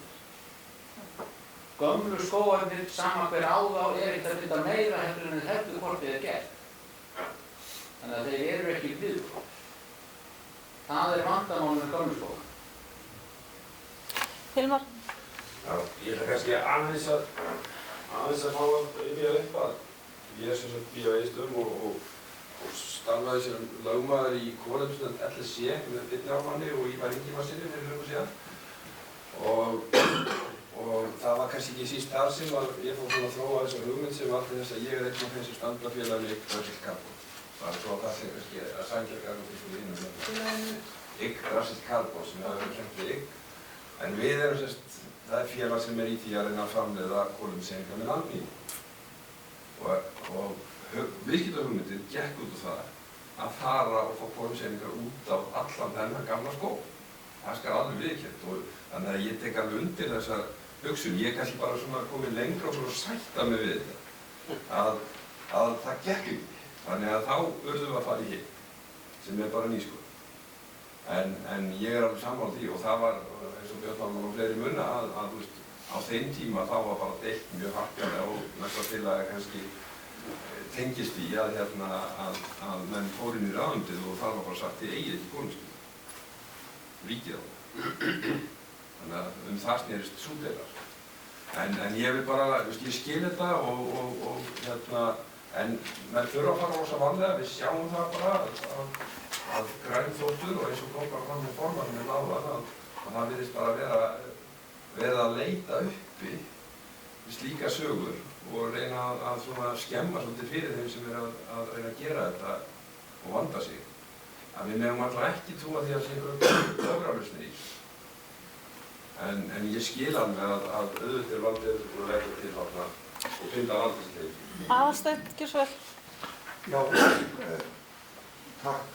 Ekki bara aðeins. Ég veit að Þröstur var að reyna að útskýra því sem einföldust máli, en samt það flækist alltaf svolítið málin þegar maður er með mjög einfalda skilgreiningar, til dæmis á gamalskógur. Hvað er það? Það getur verið 10 ára gamall skógur sem er skógur sem er að byrja að vaxa, eða 20 ára sem kom í fullorðinvöxt. Hann er ekki afgamall þannig að hann sé eftir að binda. Hann er bara skógur sem var styrktur að 97% með landshlutaverkefnum eða eitthvað svoleiðis og er þess ekki gjaldgengur innan valfrjálsa markað.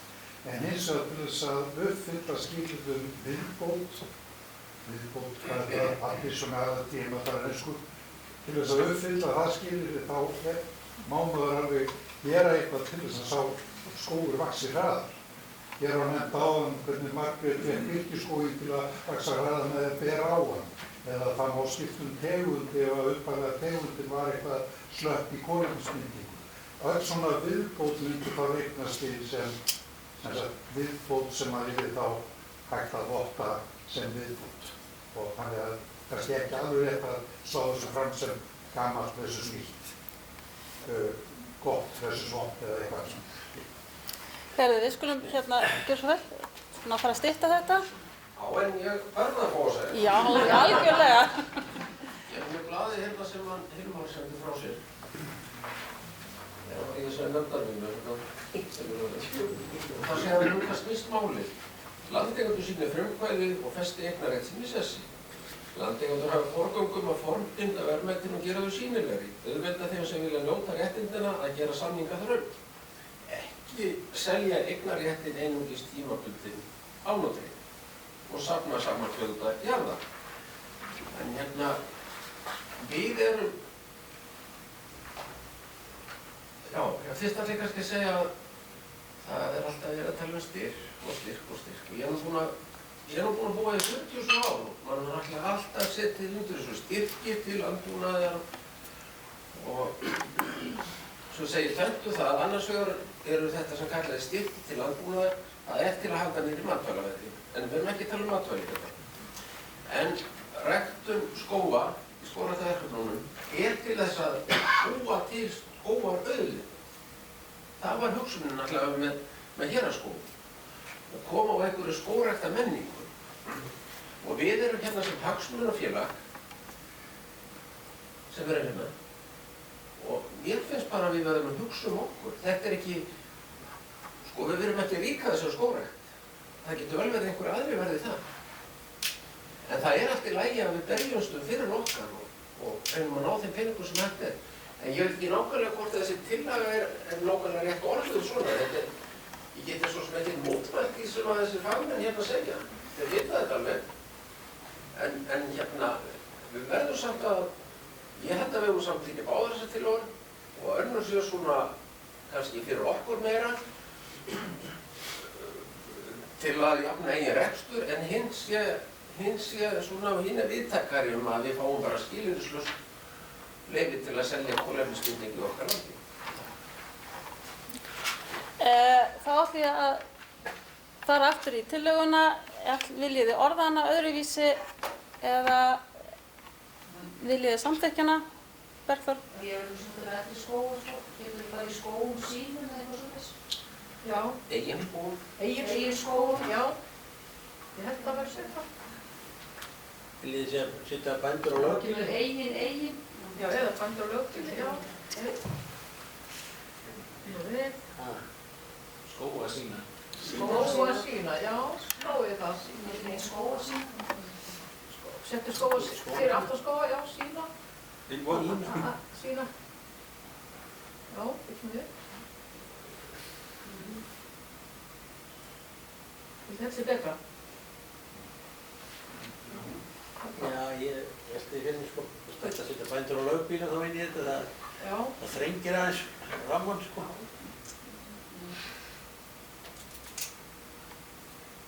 En ef þú ert ekki bóndi en býrða á hópbílunu eða, þú veist, málarinn. Það er skógarbóndi. Eða lögbíl. Þetta lögbíl á skógarbóndi. Já. Líka eftir röðfæra að þetta er bíluna til einhvers og það er nú fyrir upp fyrir að hafa að opna þetta með lokað. Takmörkinu kemur ekki héðan eftir þegar hún er útfært. Það er ekki til að segja um að það er morgun. En það er ekki með styrka skóra þegar maður séu lögbíla. Það er að gáða við saman Það er ríkinu? Já. Gerði hættan allir sem er. Já, skógarbændur. Það er bændur, já. Það er að glíma við okkar skógar. Já. Hvað segir þið? Við þurfum að fara að klára þetta. Ætlið að... Það er á lögbíluna.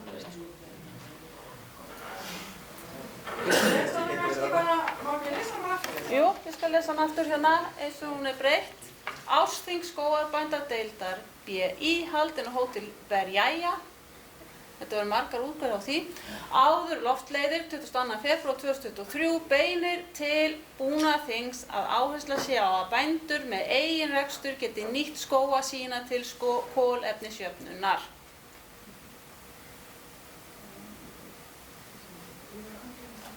Það væri hægt að hafa skógarbændur.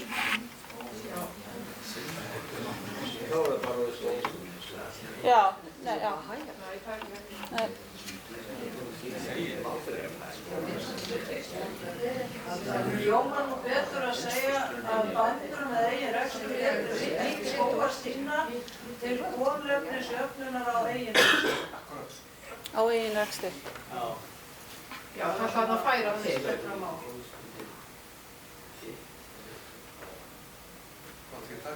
Og tekur bara út frá eftir. Bændur. Þetta inntakið? Já, þetta helst alveg. Jæja, gott fólk. Já, ég myndi segja að þetta verði þokkalegt. Er þetta loka niðurstaðan? Ég var alveg búin að gera þetta. Þá ætla ég að leggja hana fram til atkvæðagreiðslu. Þeir sem eru samþykkir. Einhver á móti. Já, samþykkt. Helst samþykkt. Þá er það næsta kolefnistillaga. Kolefni viðurkennt sem skógarafurð. Ársþing skógarbændadeildar BÍ haldin á Hóteli Berjæja áður loftleiðir 22. febrúar 2023 beinir til búnaðarþings að leggja áherslu á að kolefnisbinding í nytjaskógi verði viðurkennd sem skógarafurð. Greinargerð. Kolefnisbinding hefur verið í umræðunni frá því að Kyoto-samþykktin tók gildi árið 1990. Deilur hafa verið hvort kolefnisbinding fylgi trénu sem afurð eða ekki. Ráðuneyti og Alþingi hafa viðurkennt að skógur sé í eign landeiganda, en ekki viðurkennt að kolefnisbindingin í nytjaskógunum sé eign landeigandi að sama skapi eða fylgi trénu sem slíku. Af þessum orsökum er nauðsynlegt að kolefnisbinding verði almennt viðurkennd sem skógarafurð í nytjaskógrækt.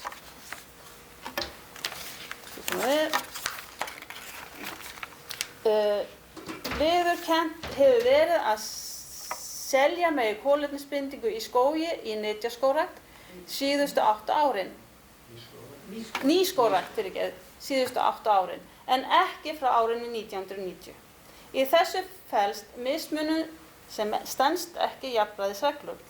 Lykillinn að vinnu að viðurkenning á þessu rétti felst meðal annars í að kolefnisbindingin sé viðurkennd sem skógarafurð í nytjaskógi og þar að leiðandi eign skógarbóndans sem getur þá selt hana eins og aðra skógarafurðir. Punktur. Viljið þið ræða þetta eitthvað?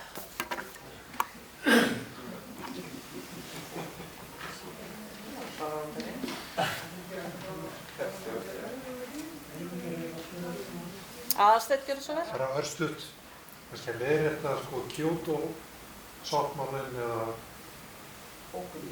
bókunin við loftslagssamning Sameinuðu þjóðanna var til 1997, ekki 1990. Og svo getum við flækt málið endar þess að það ekki formlega gildi fyrir 2005 þegar nægilega mörg þjóðlönd höfðu, en höfðu 97 í stað fyrir 90. Það er bara svo. 90 er náttúrulega upphafið áður, þar var ráðstefnan haldið á viðmiðunum var tekið fram 1990. 1992 Ríó-sáttmála. Kyoto er á minnast Kyoto. Kyoto var í Kyoto. Já, það var ekki fyrir 1997. En er það bókunin eða samþykktin eða? Það var svo ekki einn hálfleikur á því. Var það ekki þannig að það verið að miða við ástandið í Kyoto? Já, heyrðu, við skulum bara hérna taka þetta þannig að allir heyri og allir fylgist með.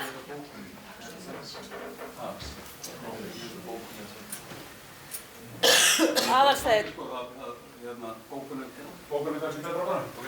Já, gjör svo vel. En hún var það samþykkt að aðildarríkjunum sko, var það leiðandi náttúrulega. Já, gjör svo vel.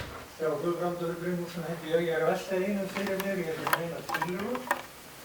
En sko ein af afurðum úr skógi er endurbygging. Önnur afurð er kurl. Og hvað með þessar afurðir sem að þegar þær eru nýttar losa kolefni? Hvað með það í þessu samhengi? Bara svona veltisöld til umhverfisnar, ég er með þetta til og þessu samhengi. Þröstur? Já, eitt sem þið verður að vita er að strax svo þið seljið kolefniseiningar að þá eru þið að skuldbinda ykkur til að viðhalda ákveðinni bindingu í skóginum til langs tíma. 50 ár minnst, yfir meira. Og í þessum vottunarferlum sem að eru til eru ákvæði hversu mikið megi grísi, hversu mikið megi fjarlægja úr skóginum á hverju 5 ára tímabili og hvernig þurfi að standa að endurnýjun skógarins þegar hann fer að eldast og hrörna. Það má endurnýja hann, það má nýta hann og þá er skráð samkvæmt þessum kerfum eins og FCS-kerfinu bandaríska og Gold Standard sem er svissnesk og íslenska skógarforðarmið, þetta er mjög svipuð, að þú skuldbindur þig til margra ára og afkomendur þína sem eignast skóginn til margra ára að viðhalda kolefnisforða skógarins á ákveðinn hátt. Það þýðir ekki mikið nýtan en það verður takmarkaðar notkun. Þú mátt ekki rjóta þetta. Þú mátt ekki taka meira en 20% af efninu út úr skóginum á hverju 5 ára tímabili. Sem þýðir að þegar þú fellir skóginn þá þarftu að gera það yfir 20 ár, 25 ár. Sem þýðir í raun að þú ert að fella og endurnýja bletti í skóginum þannig að úr verði misaldra skógur til frambúður. Það er ýmislegt svona, eins og svona flækjur sem að koma inn í þetta en það þýðir reyndar ekki ef þú verður til jarð. Af því að þegar viðurinn er fjarlægður úr skóginum þá er hann skráður sem losun. Bara verður að viðhalda ákveðnum forða sem er ekki hámarksforðin sem verður í skóginum, heldur einhver meðalforði að teknu tilliti til grísunar og fellingar á endurnýjun og svoleiðis. Eins og eitthvað? Flott. Gjörðu svo vel.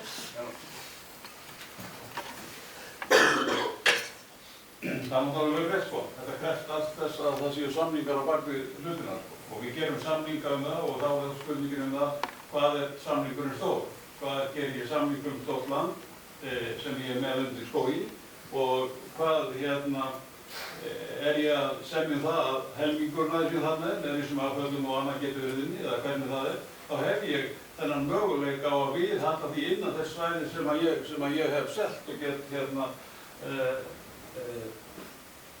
þar að leiðandi varjara með þessa einingar. En svo aftur hvað sem að nefnt hérna með varðandi sko losun og bindingu. Þetta er náttúrulega bara hlutur sem er í gangi í öllum hlutum í samfélaginu en varðar losun. Þetta er bara eitt af þeirri framverstu sem er í gangi sem getur valdið einhvers staðar losun. En það þurfa að taka til þess. Þegar þetta er, það tel ég ekki að við eigum að gera hér. Hér er þetta aðeins spurning að fá viðurkennt hugtak sem að gildi þá líka gagnvart búvörusamningi. Í búvörusamningi eru nefndar afurðir. Það eru nefndar afurðir úr til dæmis skógi, það eru skógarafurðir geta verið afurðir, en til þess að fá þetta inn með búvörusamningnum þá þarf þetta hugtak að vera með. Og ég raun og veru get bara játa það, ég hef aldrei verið sáttur með þessa skilgreiningu Alþingis og ráðuneytis og átt marga fundi með þeim þessa hluti, að segja það að tré og kolefnisbinding að þetta get ekki hangið saman og vilja skilja það í sundur. Ég hef aldrei getað skilið það og framkvæmdafærslu og þetta, hún sé svolítið út úr kúk í mjög. Takk fyrir. Bergþóra? Ég ætla bara að spyrja, er ekki málið í þessu að búið að skrá þetta í kolefnisreikninga ríkisins? Er ekki búið að nota þetta í bókhaldið þannig eða? Er það ekki málið það? Nei, það er ekki málið. Af því að það er bara bókhald eins og þjóðarframleiðslu bókhald. Sko. Þjóðarframleiðslan er ekki eign ríkisins. Þjóðarframleiðslan dreifist á alla þjóðina og er eign mismunandi aðila. Og losun koltvísýrings dreifist á mismunandi aðila. Alcoa á sína losun og er í eign einhverja annara heldur en Íslendinga. En hún er skráð, sú losun er skráð hér á Íslandi. Sama með bindinguna.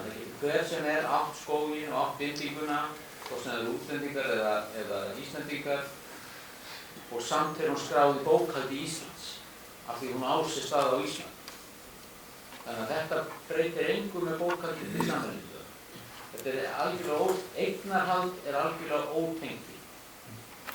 Ég ætla bara rétt að þetta er alveg hárið, sko. Ég átti þessu umræðu niður í ráðuneyti og við ráðuneytisstjóra þetta og ég sagði við hann, er það alveg ljóst að þú hefur ekki tekið skóginn minn og sett hann inn í eitthvað bókhald sem að þú ert með og þannig að þú ert að taka mína eign til þess að nýta hann í einhverjum öðrum tilgangi og hann þvertók fyrir það.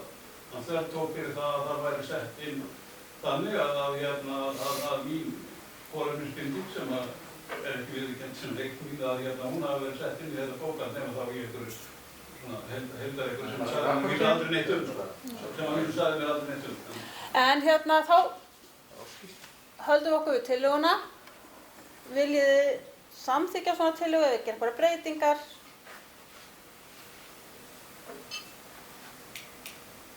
Stendur hún fínt svona? Ég get að bæta við að sko, þessi grein landbúnaðarins er svo grein sem getur bundið. Við erum eina búgrandeildin sem er að funda núna sem getur raunverulega skilað mínustölu í þetta bókhald okkar. Með þess að sko þegar var að ræða í áðan ylræktina og hún var í frábæra grein að öll, ég hafa veit en mikið að þeirri mót sem notur ylrækt eru uppþurrkaða mýrar sem eru þurrkaðar í Finnlandi sem losa þessu svipað, það er svo sveitin á nógu ári svipað á 40 kíl losa. Þetta heldur að vera grein. Þetta er raunverulega eina landbúnaðargrein sem getur bundið. Kannski getur einhverja innfráð í einhverstaðar, kannski ekki þessari tilhöfu, kannski ekki annað. Það er eitthvað sem brjóst. En við þurfum að klára þessa, hvað segið þið? Þetta er áhugaverður punktur. Ég held að við fyrst það, en sko það er náttúrulega bæði þessi til á síðast að við vitum að það er kannski ekki alveg réttar, sko, en það eru kannski bara réttar fyrir okkur eins og við erum upplýst í dag. Og þess vegna finnst mér alltaf lega samþykkið að þetta mun eitthvað breytast öðrulega. En það bara, þá vita menn meira.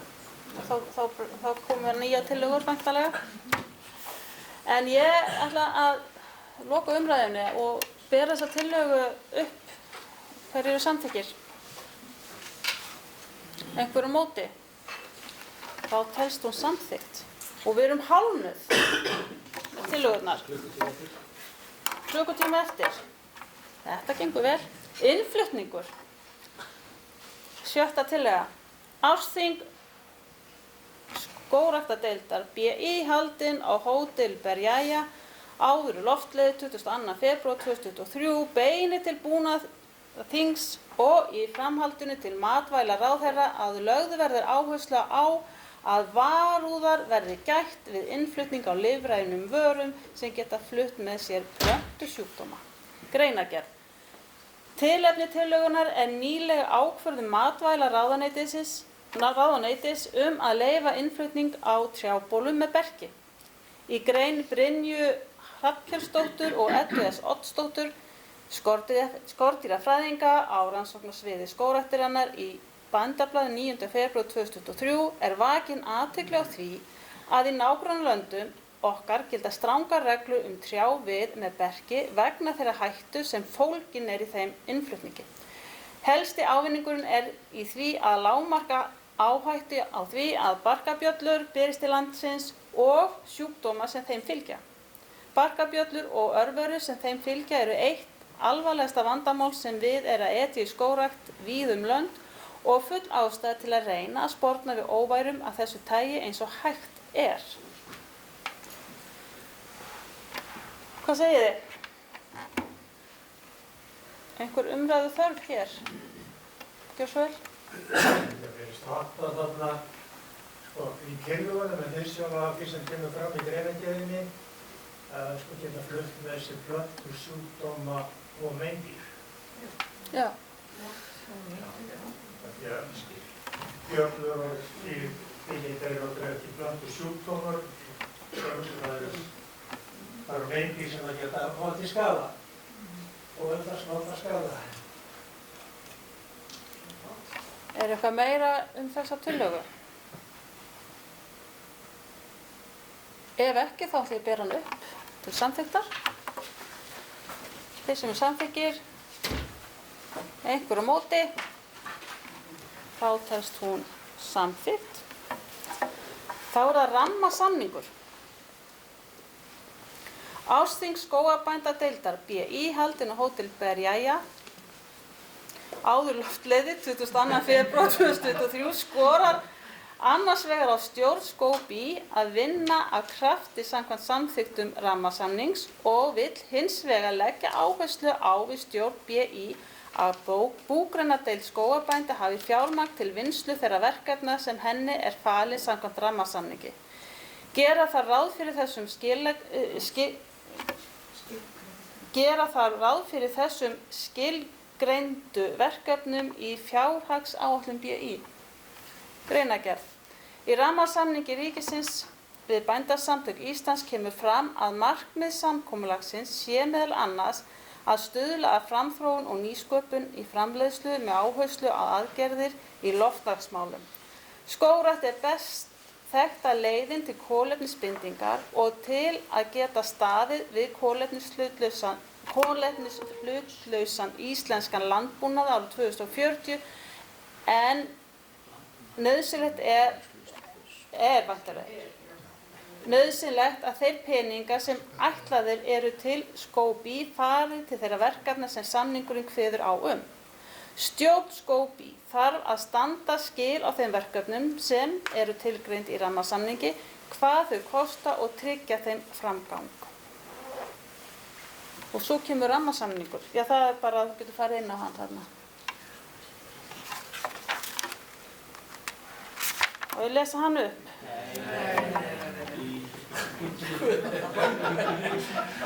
Þröstu ekki svo vel. Já, bara einn leiðrétting. Íslenskur landbúnaður á að vera orðinn kolefnishlutlaus árið 2030 samkvæmt samkomulagi við Evrópusambandið. Þar segir að við eigum að lækka losun 29%, það okkur, og kolefnisefna landbúnaðar og hana nú. Og aðra landmörk. Þannig að það til 2030.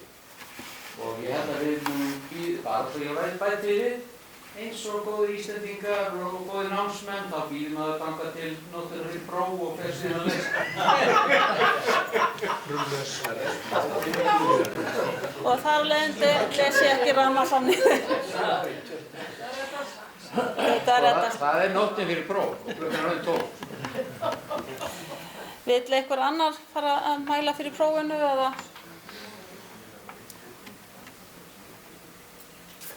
Vill einhver bæta hér við? Það spurningin þarna sem var verið að tala áðan.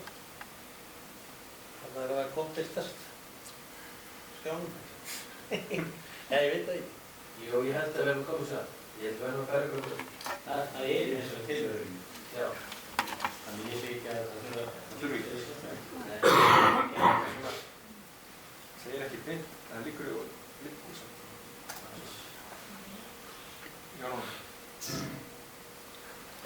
Hvað segið þið? Viljið þið, já, vill einhver segja eitthvað þetta? Ef ekki, þá ætla ég bara að bera þessa tillögu til samþykktar. Þeir sem eru samþykkið, en ykkur á móti, þá telst hún samþykkt. Þetta gengur hratt og vel. 3 ár eftir. Þá er það 8.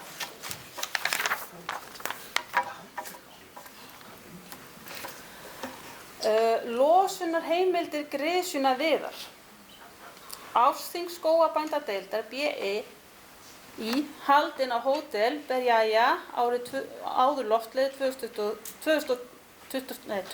febrúar 2023 leggur til að stjórn Skóg-BÍ finni málefnum vottana og losunarheimilda á grisjunaviði viðunandi farveg svo íslensku viður skógarbænda standist sömu kröfur og innfluttu viður. Greinargerð. Skógrækt á bújörðum hefur að miklu eða öllu leyti verið hugsaður til nytja. Í fyrra steig Umhverfisstofnun skref til hjálpar íslenskri skógrækt með því að opna á hana möguleika að nota íslenskt timbur sem byggingarefni í svansvottaðar byggingar. Það kann að vera fyrsta skrefið af mörgum við að innleiða vottunarkerfi fyrir íslenskt timbur. Hvað segið þið við þessu? Einhver sem vill... Já, Þröstur, gjör svo vel. Það er best að ég hætti ekki halda. Nei, það er bara gott. Sko, þarna tvennt að ræða. Annars vegar ný Evrópureglugerð sem að fjallar notkun viðarafurða sem eldsneytis. Og það gildir við sem að seldur til annaðhvort Elkem eða PCC.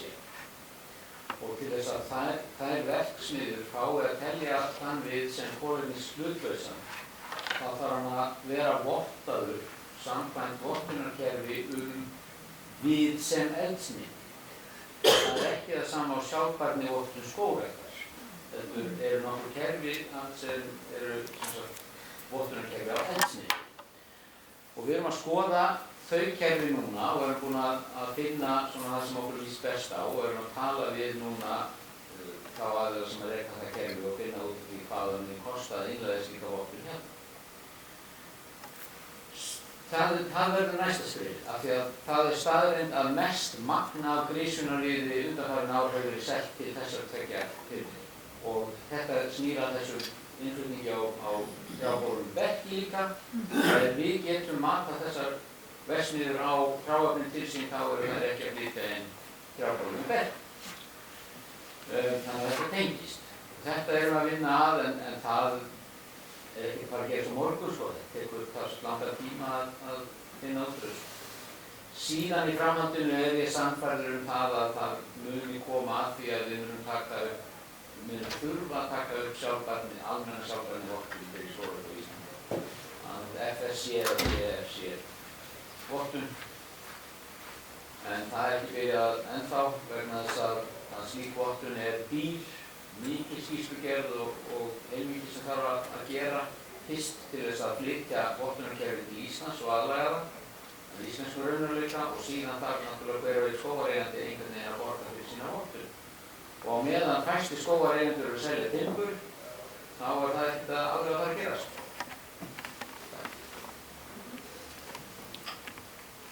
Já, fleiri sem vilja ræða þetta eða leggja orðið í belg?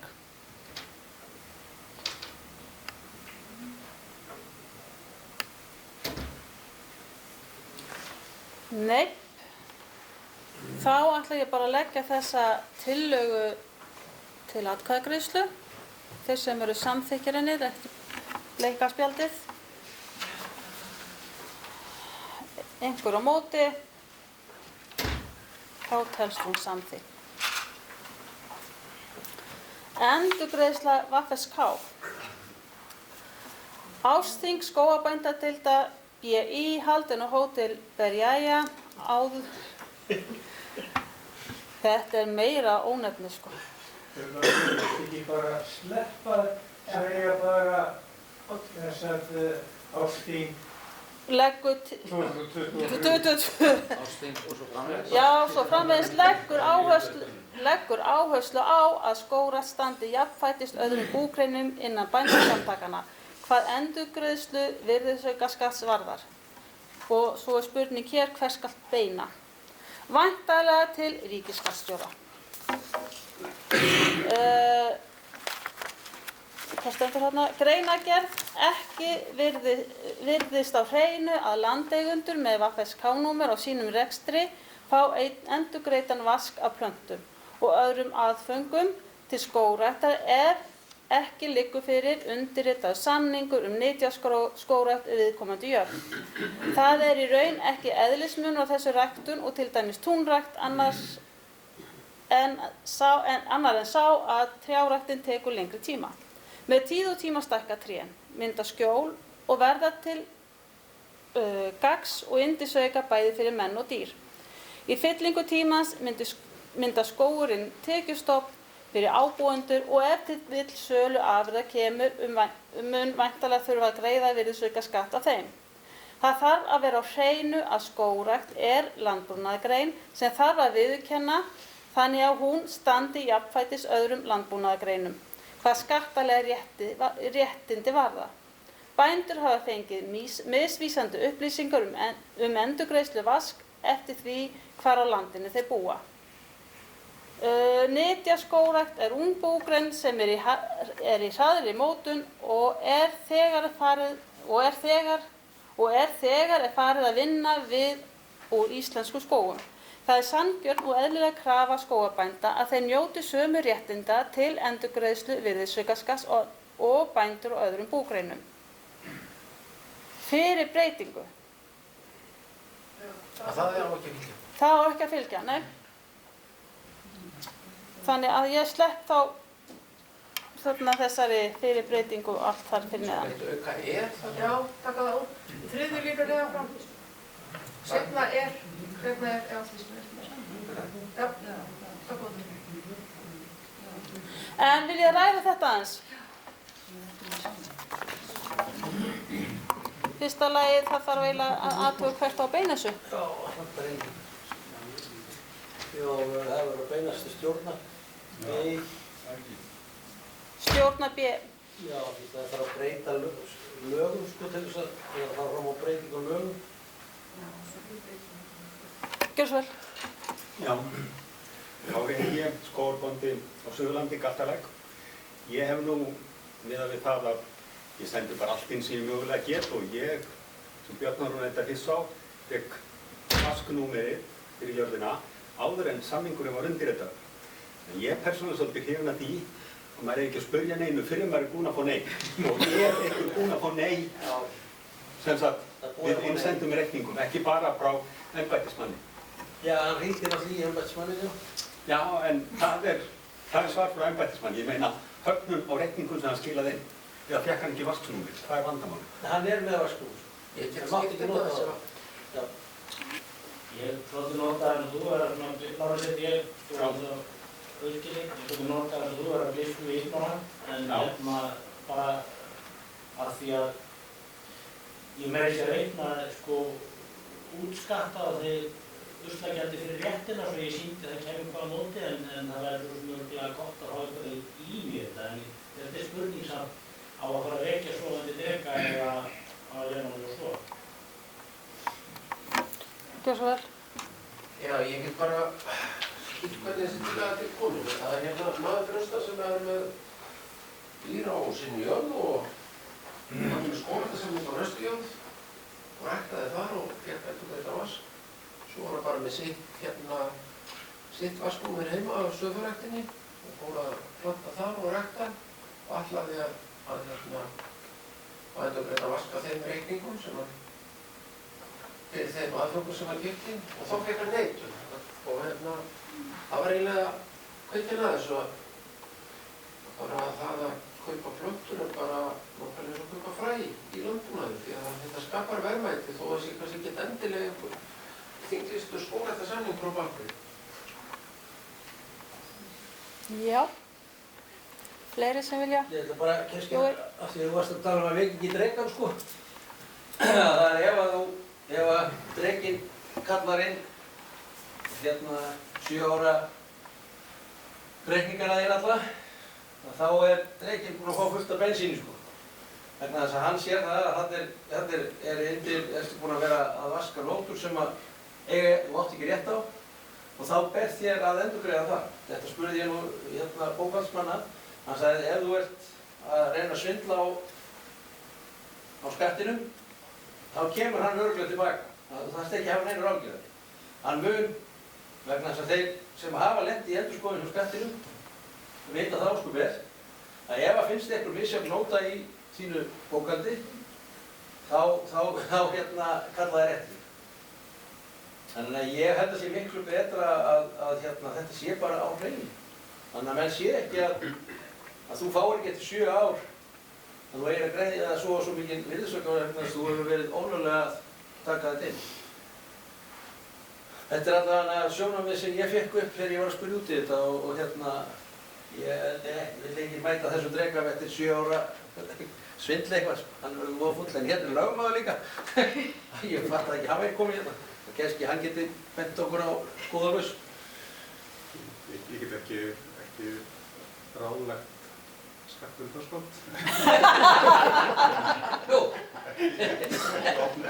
Minnst ekki opnum hópi alltaf.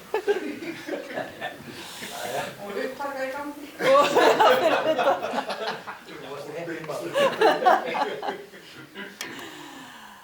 En ég sé ekki það því að ef að til hann kemur hérna þá getur skrifstofan rætt við skattinn, sko, það er þannig allavega. Eitthvað fleira sem fólk vill ræða þessa tillögu? Sko, við erum búin að vera að hafa í þessu 2003 og þá fengum við bara þær upplýsingar sem við byrjum. Við erum með búrekstur og þetta er allt saman. Við erum ekki með vask fyrir skólatina og höfum ekki fengið ennþá athugasemdir á þetta. Við líka. Þannig Þröstur, gjörðu svo vel. Hann hlustar ekki á þetta bull og hann gerir skattframtal. Við sem að byrja þessu hjá Héraðsskólanum og þessu sem að voru með í Héraðsskólanum til byrjunum og muni eftir þessu hvað gekk á og fá sérstakt skatt, vassnúmer og allt þetta. Síðan kemur ljós þegar næstu landshlutaverkefni verða til og þá eru þau í öðrum landslutum að þá þarf að taka baráttuna bara aftur við skattmenn þeirra landsluta. Það er vegna þess að það er ekkert skýrt, það er ekki nokkuð skýrt í lögum hvernig skuli fara með aðfangakaup í skólum. Þannig að það þurfti í sjálfu sér að semja við hvert skattumdæmi. Þetta er náttúrulega hluti af vandamálum með að hverju er fleiri en eitt skattumdæmi á Íslandi. Það er ekki bara eitt skatt. Það er náttúrulega fáránlegt að það séu fleiri skattar og þeir geti túlkað lögin bara eins og þeim sýnist. Það gerst nú ekki það. Þannig að ég sammála þessu tillögu, ég legg til að hún verði samþykkt af því að auðvitað er miklu betra, þrátt fyrir það komi einhverjar óþægilegar spurningar, að þetta sé á hreinu allt land. Auðvitað er það miklu betra. Svo myndi ég segja að ein setning í greinargerðinni sem fer pínlítið í taugarnar á mér, af 2 ástæðum. Önnur er svo að hún er tilfinningasöm, með tíð og tíma stækka trén, mynda skjól og verða til gagns og yndisauka bæði fyrir menn og dýr. Sko þetta kemur skattin, þessi setning kemur skattin ekki við. Og menn eru dýr. Jæja. Þessi athugasemd er greinilega tekin til greina af einhverjum hér inni. En hvað segir þið? Ég ætla nú að... Ég ætla bara til að leggja það til þeirra sem á handa og það er ekki að færa það inn. Að passa að þrengi ekki of hvað telst innskapur. Því að ég vil bara, ég er með, þú veist bara að girðingar þennan daginn, ég er með rúllur sem er að nota til að ræktu, til að undirbúa land undir skógrækt áfram og fleiri. Það er ekki endilega pennastrikk bara samningur skógræktina og ábyrgðarbókinu 3 sem hann keypti þar á röndina og þessu. Við erum tækjabúnir af allur rekstur. Mér finnst það vera miður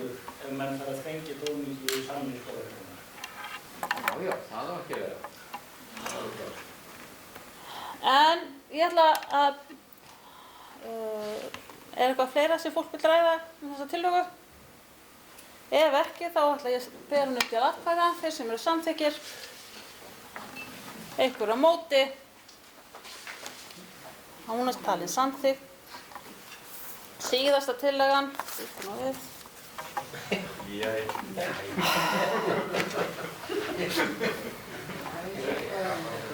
stýrð sauðfjárbeit,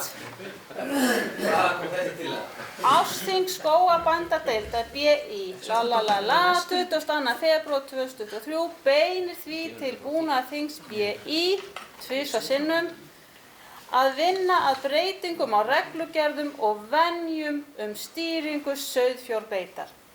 Þannig að hún samræmist landslögum, þar með talið eignarrétta ákvæði stjórnarskráar. Gerð er krafa að hagsmunaaðilar komi að þeirri vinnu. Greinargerð. Brýnt er að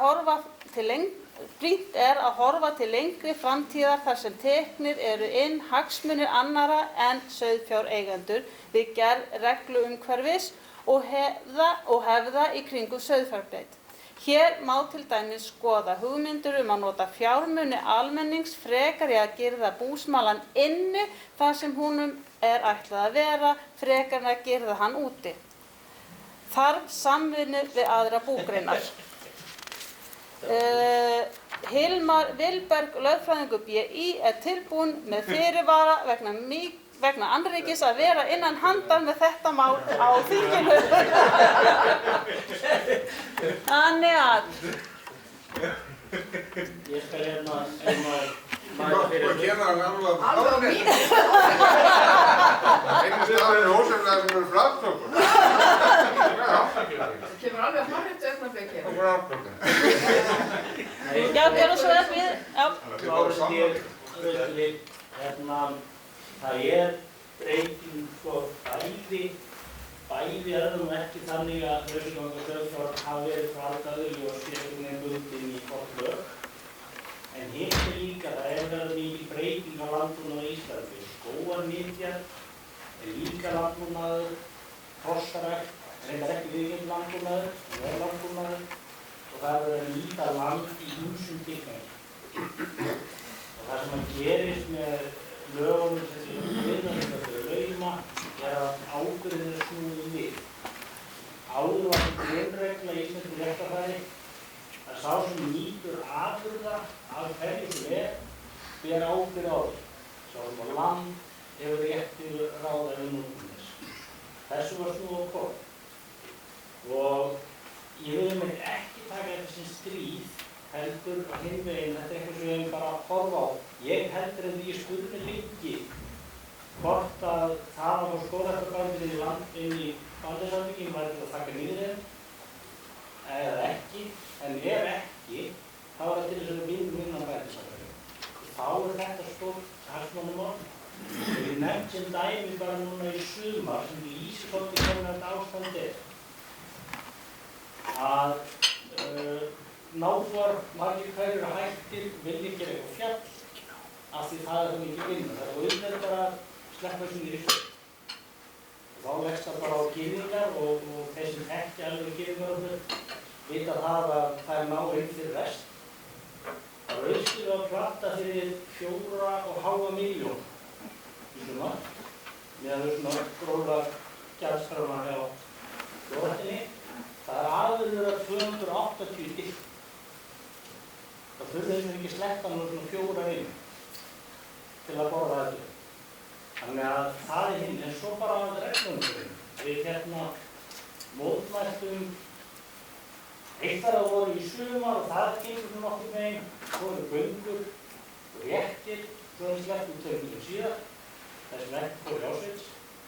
Og það voru konar gyðingar og öllum sem setna inn á svæði sem bara máta þessi og þá gerðum við kröfum að sveitarfélagið myndi smala sem var að ákvaða að væri sín för eftir árið Ingvarsmanns. En gerðum það einu skynsamlega. Við vorum búin að hafa samband við eigendur búfjár. Það gerðist ekkert með það sveitarfélagið leit svo á að því bæri að smála á þessum eiganda, týndi eiganda, þá komum þeir fjölum síðan og náðu kynningum. Hann var auðvitað. Ég var að svara. Ég vil bara taka þessi dæmi að við vinnum að breytingu á þessu. Það getur ekki verið frá varagetarni í Íslandi framundir 1920 voru fráfærur, sauðfé hljóp ekkert allt frjálst og þegar voru sauðfé á flestum bæjum það var það ekki viðurkennt að sauðfé frá náttúrunum lægi fyrir lögum. Við verðum aðeins að stytta málið. Ég er bara að segja þetta er bara undirstaðan. Ég er að mæla með því að við förum og skoða hvort að viljum náttúrulega orðið og þá skoða þetta og opið innanbæðið þetta vissar skógræktarbændur innan þessar að finna þessi betri hag. Það ýmsir úrskurðir núna í gangi, umboðsmaður, ráðuneyti, sveitarfélögin og mjög eðlilegt að þessi samtök komi að þessu hluti. Takk. Hrönn. Já, komið sæl. Ég heiti Hrönn og er skógabóndi í Ölfusi. Það er lausaganga búfjárbændur komið í mörg ár og það eru bara með beitarhólf og ég skil ekki árið 2023 með fullri virðingu fyrir þessu dásalegu sauðfjárbændum og dásalegu skepnum. Akkurat þegar það er að hafa svona rosalega mikið rétt. Svo erum við með skógræktarhjóli hérna á Jörg í landsveitinni þar sem við þurfum að byrja því að smala eða argast í fjáreigendum að smala þegar maður er að fara með plöntutísa planta. Þetta er algjörlega, við stundum mjög óeðlilegt að við öll hinn þurfum að girða okkur af frá þessum skepnum. Ég skil ekki að það skulle ekki hægt að búa til sameiginleg beitarhól og skepnum farga planga eða þá að bændur hafi þessa skepnu bara innan sína girðingar og passi bara vel upp á. Mér finnst bara allir að tala þetta og fyrir utan bara umferðaröryggi. Þannig að sem er mjög mikilvægt. Þannig að mér finnst bara alltaf að fara tanni. Ég ætla að segja þetta gangi gegn 1 og 3 en þetta er eitthvað sem við þurfum bara að tala og hætta að vera fyrir við sauðfjárbændur og sauðfé. Bara, sorry, þetta gengur ofboðslega vel í Ölfusi. En það var víst ekki stærsta búfjárfélagi í landsins. Bergþóra? Ég er ekki með. Já, ekki gæjan. Bara verandi líka sauðfjárbóndi, þá bara veit ég það að það er sko mikill minni hluti sauðfjárbænda sem að halda þessu einhvern veginn á lofti og eru með þessu einhverja baráttu í hverja. Það eru miklu fleiri sauðfjárbændur sem eru bara að vilja þetta sé í lagi og eru alveg bara þreyttir á ágangi annarra sauðfjárbænda. Þannig að ég held að þessu umræða á að fara þarna og vera þarna og eins og Lára segir, ekki verið lægt, það er löngu tímabært bara að ræða. Við vitum alveg að það er baráttan einhverja vaflur og einhverja slepp og eitthvað svona, sem við ekki að tala það. Það bara eru menn almennilegir og sækja sér til. Þannig á að bara vera. Ég bara minna að sko, í mörgum sveitarfélögum þá er lausaganga hunda og kattaföld. Það er nú allir að sko valdurnar séu eina gerðingarlingar. Fleiri sem vilja leggja? Já, mér okkar aðeins sko, ég nú ekki tíku fótinn á stíðina. Já, allir sjálfur. Það er náttúrulega til landsvæði það sem er ekki raunhæft að geta það. Við veitum það. Já, það er þarna hér á Mjölkvöldums. Ég sjálfur hefur verið með 18 km geringu og það þurfa allar að vera fjárhættar. Og ég með því að það var komið til tals að skera það niður en þá bara að segja að það bara smala fyrir aðra og hérna er bara byrjaður yfir þessu. En það er alveg til sauðfjárbændur í dag sem að þeir sjálfsagt að sleppa sínu fljót fyrir túnið og svo þegar kemur að því að smala á haust. Þeir eru kannski búin að hringja aðrir sko og bætti í túnárlunum. Svo þegar kemur að því að smala á haustin þá bara segja þér að það á hver að smala sitt land. Það getur með það. Þetta er svolítið stórt mál sko. Ég held að þetta sé meira en þetta skipti bara Ungverjarnar því að þetta er sko girðingarmálin flækast það sem ekki innið. Og girðingarmálin tengjast nú, þau tengjast vegagerð, þau tengjast skógræktinni, þau tengjast sveitarfélögum og þess vegna hefði ég nú lagt til að reynt að ná bara mjög breiðri samstöðu um þetta. og þetta hefði nú kannski, þó að stýrð sauðfjárbeit sé náttúrulega ágætis titill á þessu, þá hefði ég nú svona mælt með að þið væri kannski breyttar landnytjar eða notar landnytjar kannski fremur sauðfjárbeitan alls það, svona til að reyna að laða aðra með góðu að verkefninu. Gjör svo vel.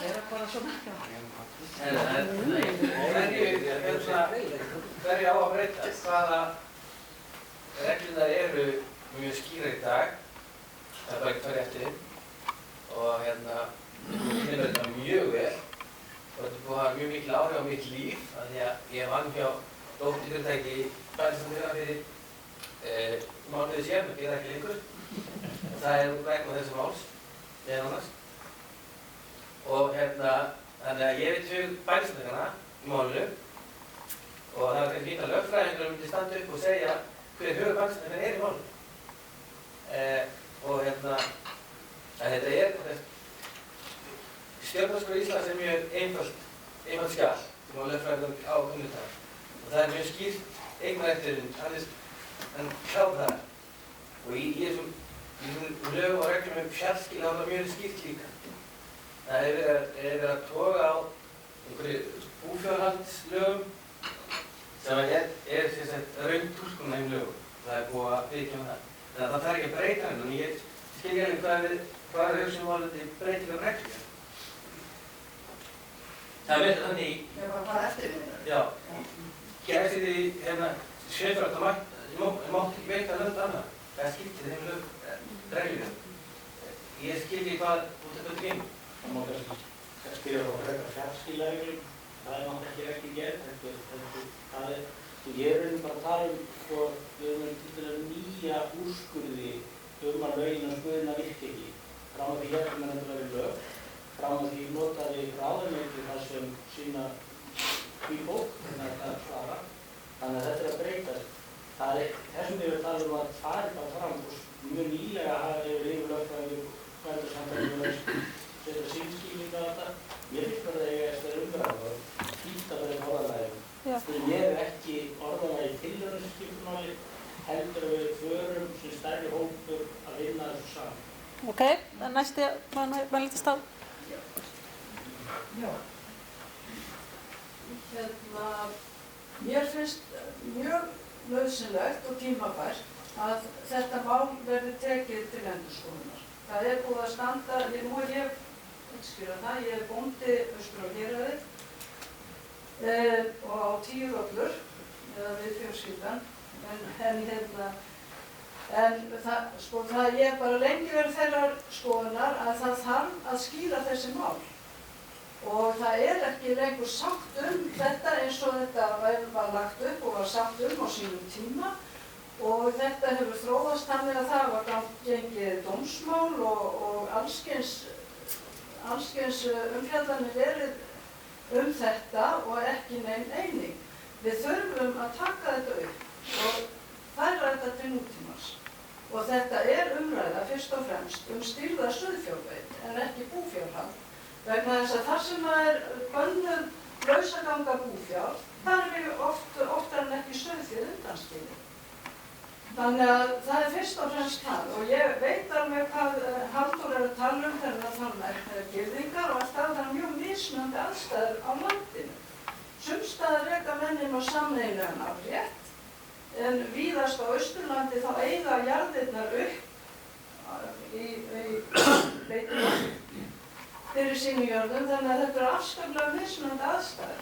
En það gerist ekkert ef við byrjum aldrei að tala þetta.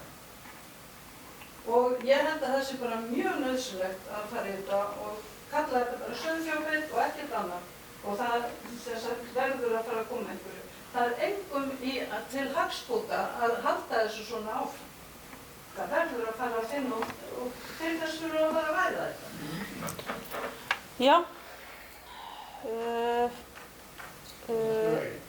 Já, gjör svo vel. Hvað veit ég? Ég hef búin að sitja ótalmarga aðalnefndisskóla til Íslands allt frá árinu 1989, flesta síðan þá og ég hef nú ekki tvölu á tillögunum þetta sem hafa verið samþykktar á þeim vettvangi. Það er alveg mjög margar, en hún kannski ekki verið gert alveg á hverju ári. Ég hugsa að meiri annars stað. Og árangurinn af því, hann er enginn. Það er alltaf það sama. Ég styð þessa tillögu mjög eindregið og gerir mér svona vonur það að það sé kannski, vegna þess að núna kemur þetta frá skógarbændum sem eru í samtökum, heildarsamtökum bænda með öðrum búgreinum, að þá getur menn sko rætt þetta á nýjum vettvangi og vonandi kemur eitthvað ekstra úr því. En ég á lítinn hlut í litlu sauðfjárbúi og það eru þónokkur ár síðan að okkar fé var bara gilt af. Það fer í afgilt af afrétta sumrinu og síðan þegar það er heima fyrir fjallrekstur á vori og reiður kemur rektun á hausti, allt sett inn í girðingu, sparar okkur óhemju vinnu. Það er svo margar jarðir á mínu svæði sem eru komnar í eyði og það eru engar stjörnur sem halda á móti. Þannig að áður er gilt og þá þurfti elta þessar rollur og það tók kannski heilan dag eða 2 daga sem hann tekur upp úr klukkutíma. Það var 12 verið hjá mér í vinnu fyrir nokkur vorum. Ég spurði hann hvernig þetta væri í Pólandi. Þegar skepna frá landeiganda færi inn á land annar. Hún er rétt ræð. Hún er bara skotfættar reglur. Hún er rétt. Ég er ekki endilega með það því. En þetta er bara eitthvað sem verður að fara Já, þetta þarf að greinilega taka föstum tökum áður en að fólk fer að skjóta eitthvað. Ég er tillögum breytingu á einu texta og það er að breytingu á reglum og venjum. Það er ekki gerður. Samþykkt? Hefðum, já. Hefðir er verið, því að hefðin gamla er allt önnur. Nei, það er hefð sko, það er 20 og 50 ára til tíma. Þetta er lögur. Ég vil styrkast það er allt sem bækið. Er eitthvað fleira? Hvernig ætlaði að breyta þessu, segirðu? Reglum, ekki reglugerðum. Reglum. Það er frá bæði fæðskilja reglur og framtíðokkar. Þannig, við erum að renna út á tíma, eða runnin út á tíma, þannig að Dagbjörnsvör örstutt. Ég ætla ekki að segja mikið sko, en hérna, ég er sjálfsög með tillögunni, en mér finnst að við eigum að fara inn í þetta með opnum huga, að reyna að skilja heima sem við erum að deila. Þetta eru tiltölulega fáir svartir sauðir sem eru að valda tjóni og það er nú einu sinni þannig að sauðfjárræktin er nú svo atvinningurinn sem stendur nú undir dreifbýlinu meira en allar aðrar, eða þann dag í dag. Og það eru til svæði á landinu þar sem að, til dæmis, sem þú varst að tala um girðingar og þetta, það er, ég veit þannig í nágrunni mig, sko, er bara ekki hægt, það er ekki frákvæmlega. Sjálfur bý á 5.000 hektara jörð og það er fullt af því sem aðrir eiga á henni og við bara reynum að samvinnast að smala. En allt í lagi, ég ætla ekki að fara að tala um mót þessu. Nei, ég held að við þurfum bara að fara að ákveða hvað við ætlum að gera við þessa tillögu. Ég ætla að leggja hana fram til atkvæðagreiðslu og þeir sem eru samþykkir henni veifið bleiku. Einhver á móti, þá er hún talin samþykkt. Það er myndarlega tekstbundið. Þessa tillögu. Þetta getur verið dálítið. En hérna við verðum bara að drífa okkur áfram. Nú er það kosning stjórnar og ég ætla að bjóða formann uppstillingarnefndar að koma hérna í pontu og Já, þetta er bara að finna öðrum bókreinu. Þetta var áhugaður. Já, það er ekki. Þetta endur svo vel. uppstillingarnefnd hefur lokið störfum. og hún leggur til fram listan sem ég ætla bara að lesa upp.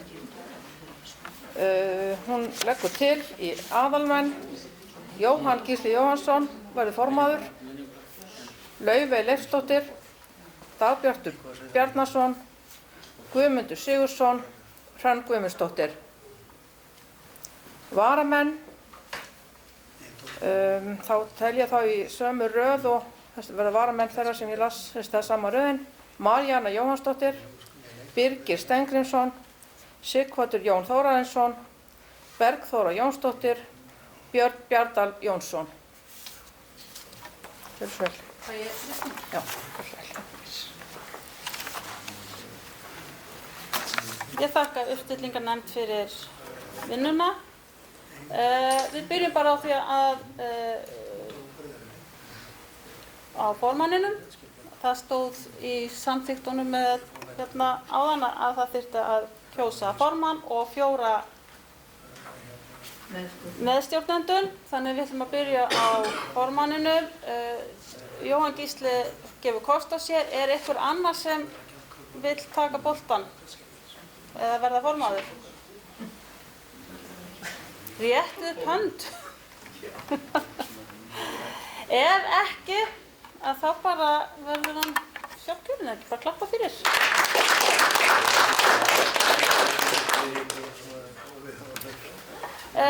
Ég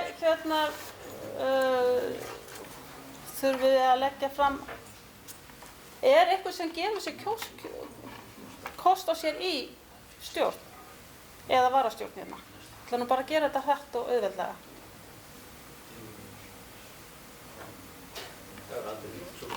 Nei, þetta er bara ágætt. Þá ætla ég bara að lesa upp nöfnin og spyrja hvort þið samþykkt þeim.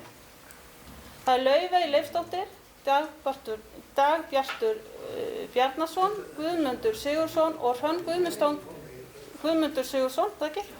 Og Hrönn Guðmundsdóttir í aðalstjórn. Þeir sem samþykktu því.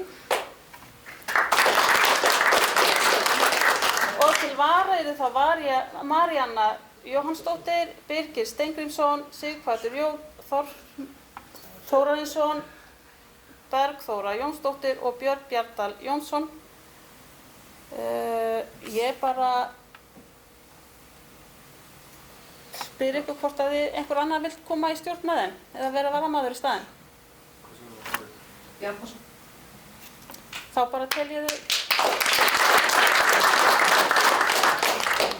Þá er það liður 8, kosning fulltrúa á búnaðarþing og það eru 2 sem þurfa að komast á búnaðarþing núna. Hefð hefur verið að formaður farir en það er svo sem þið þurfið að finna því. Er eitthvað sem að býður sig fram? Jói Gísli, vilt þú vera formaður sem formaður fulltrúi? Já. Þá klöppum fyrir okkur ég. Og þá er það hinn aðilinn. Það er spurningur hvort maður vilja að varaformaðurinn komi inn með þegar hann verður Þeir búið að kjósa hann. Þeir búið að kjósa hann. Þetta er spurningin það. Já. Stjórnin kýsa. Hvað segirðu? Samþykka stjórnin kjósi varaformaður að hann fari með á búnaðarþing. Þá er það bara. Er þið samþykk því? Starfsáætlun næsta árs. Já, og ég fara yfir hann. Gjörðu svo vel.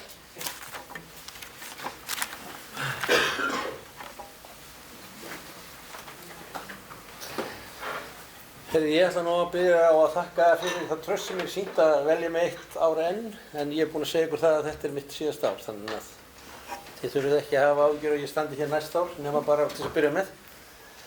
En starfsáætlunin, ég fór reyndar í hana svolítið áðan að það er náttúrulega aðalverkefni núna hjá okkur er í raun og veru að finna okkur hlutverk innan bændasamtakana og ná að hvernig ná maður að orða það? Já, að hasla okkur völl þarna innan með okkar starfsmann fá það út og ég var nú að ræða síðast við fjármálastjórann hérna áðan og gera honum grein fyrir fjármálunum og hvernig þau kem inn og það verði ekki sanngjarnt að svona nú. Þau færu öll í laun starfsmanna Bændasamtakanna. Þannig að eins og ég sagði áðan þá það sem við horfum til, það fyrst og fremst skýrslan, framhald á skýrslunni sem við erum að horfa á og síðan það mikið áhuga mál hjá okkur hinn að við höfum sýnt langaði til þess að byrja á því í haust en reyndar voru félögin komin á stað með það að halda málþing en nú ég eiginlega á því að við stígum þar inn með þeim allavega og málþingi verði þá í samvinnu við félögin gömlu sem að stendur nú reyndar alveg þannig að við eigum að hafa samband, við eigum að vinna með þeim. Það stendur bara í okkar starfslýsingu. Við eigum að vinna með félögunum en auðvitað viljum við ná sem flestum inn í eins og Þröstur kom hérna áðan, við verðum ekki trúverðug með örfáa félaga. En við erum þó búin að ávinna okkur að við erum búin að ná inn í skógardeildina, þarna man ekki hvað, það hátt í 100 manns sem eru komnir nýjir inn en okkur vantar bara gömlu félagana okkar inn í þetta. Sem að margir hverjir segja, þeir vil ekki gangi í þetta vegna þess að félagsgjaldið sé svo hátt en það eru 15.000 krónur sem við erum búin að berjast fyrir að halda í þetta reyndar ekki alveg rétt hjá 15.000, það eftir 18.000 við erum að borga í einhvern sjóð velferðarsjóðin sem við getum nýtt líka ef að illa gengur hjá okkur eða verðum fyrir einhvers konar óhappi í sögum á okkur hendina eða fótinn eða eitthvað óvart þá velferðarsjóðurinn grípur hann þetta fólk sem verður fyrir slysi eða eitthvað þannig að þar eigum við ákveðin réttindi ásamt mörgu öðru sem við eigum möguleika á að nýta okkur þarna inni en þannig að við þurfum að leggja svolítið áherslu á það að ná fleiri inn og það bara eins og núna kemur fram nú eigum við orðið 2 fulltrúa á búnaðarþing, við áttum 1 ef okkur fjölgaðum helming þá erum við sennilega konum í 3 eða 4 og við erum að tína þetta af núna stálum við búnaðarþingsfulltrúa af kúabændum sem eru nú sjálfst ekki ásalega sáttir við okkur en þeir brostu nú framan í mig áðan samt þegar ég var að gera grín en bara þetta eitt að við náum að fjölga okkur á búnaðarþingi að það skiptir miklu máli. Það farið að hlusta á okkur þar og ef við værum nú orðin 4, ég held að það væri mjög öflugt og gaman og það næðist. En þetta svona kannski, af því að ég búið að sagði það við þau, að við myndum reyna að leggja áherslu svona 2-3 mál sem við myndum vilja reyna að vinna í ár. Ég held að sé ekki stætt á því að reyna að keyra eitthvað meira í gegn heldur en það, en ef við náum að til dæmis að klára skýrsluna á næsta ári, koma á málþinginu við áfram verður þetta megin markmiði náttúrulega að nota þessa starfsmenn Bændasamtakanna áfram í þessum kolefnismálum aðstoða við það því að ég býst við því að það komi tillögur frá hinum félögunum líka það að reyna að gera allt sem mögulegt til þess að auka það og þannig að ég held að sé ekki svigrúm fyrir meira heldur en það þannig að ég held að eftir að bara leggja áherslu á þetta og það gífurlegt atriði fyrir stjórnina og nú ný stjórnarmaður alveg veifa Ég missti að hvað málþing það málþing fyrir skógarbænd já og það gífurlegt atriði fyrir nýja stjórn og ég segi það að það nú það einhverjir að fara að tjúna sig upp í það að taka við formannsstöðunni þannig að nú tækifærið að vinna með mér næsta ár og vera tilbúin að stökkva inn. Það alveg tilvalið. Ég tilbúin að vera við hliðina á okkur í því, það ekki vandamálið. En þetta sem við leggjum áherslu á. Frábært, takk fyrir þetta. Þá síðasta mál á dagskrá, það önnur mál. Einhver með önnur mál? Hrönn? Já, ég langar kannski aðeins að því það kom fram á sameiginlega fundinum að þetta var svona að vilja skipa nefnd eða starfs- og tryggingamál ungreina deildunum. Ég ætla bara að skora á okkur, á stjórnina og okkur öll, að við passum upp að við eigum fulltrúinn í þessari nefnd, en starfsfólki. Því að mjög mikilvægt að við komumst förum eitthvað áfram með þetta sem við erum búin að tala svo lengi, byggingarmál eða varðandi skóla. Þannig að við bara höfum manneski þar inni. Ekki bara klappa fyrir því? Áskorun á stjórn. Eitthvað fleira? Ef ekki, þá ætla ég bara að þakka fyrir mig hér í pontu, og bjóða Jóa Gísla að slíta fundi. Já, ég ætla að minna ykkur á að hér strax að þegar ég er búinn að slíta fundi þá mun ég sitja annan fund. Strax að honum loknum þessum fundi þá sitja annan fund sem er aðalfundur LSI sem okkur ber að halda og þar eru eingöngu 2 mál á dagskrá en það kemur í ljós á eftir. En mér langar að áður en ég slít þessu að biðja þá sem eru hætt í stjórn að standa upp og koma hérna til mín. Ef þið munið hvort þið munið hverjum voru í stjórn. En við ætlum að færa okkur hérna... Við munum allavega við erum að hætta. Hérna smá þakklætisvott á íslenskum blómaframleiðendum. Ég vona að þetta sé íslensk blóm, ég held að það kom ekki eftir fyrir hér á þessu. Gjörðu svo vel og takk fyrir samstarfið. Já, takk fyrir þá. Takk sömuleiðis.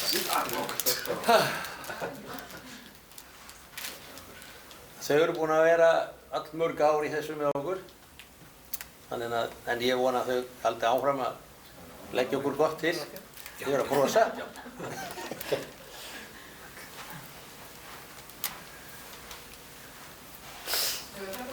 Já, nú er það. Það er að fá þarna hérna líka, við erum að losa þetta út hérna, þessar blómvendi. En ég ætla bara í þakklæti fyrir að stjórna fundinu. Hlynur hefur hreinlega gert ráð fyrir að ég myndi hætta og ætlaði að gefa mér blóm. Hann vissi það ekki, hann pantaði 3 blómvendi. Nei, ég ætla bara að ánafna fundarstjóranum blómin. Já, takk fyrir það. Ég fæ bara blóm ekstra. Nei, við verðum orðin til. En þá hlýt ég fundinum og þakka ykkur kærlega fyrir komuna og sérstaklega langar mig að þakka Þresti Eysteinsinni og Aðalsteini fyrir að vera hérna og leggja okkur gott til í þessum málum. Ég saknaði þeirra hér í fyrra, það var ekki, við glemdum bóða. Við vorum svo nýjir að við vissum ekki alveg að við værum mælilega til. Þannig að við erum að afsaka það. En vonandi verðið þið hér með okkur aftur að ári, kannski. Þó að þú hefur hótað því að vera hættur og þurrastur. Heyrðu, en ég ætla ekkert að fara úr pontu fundinum sem sagt slitið og þá fer ég bara í næsta atriði sem ég býð ykkur hjartanlega velkomin á aðalfund LSI.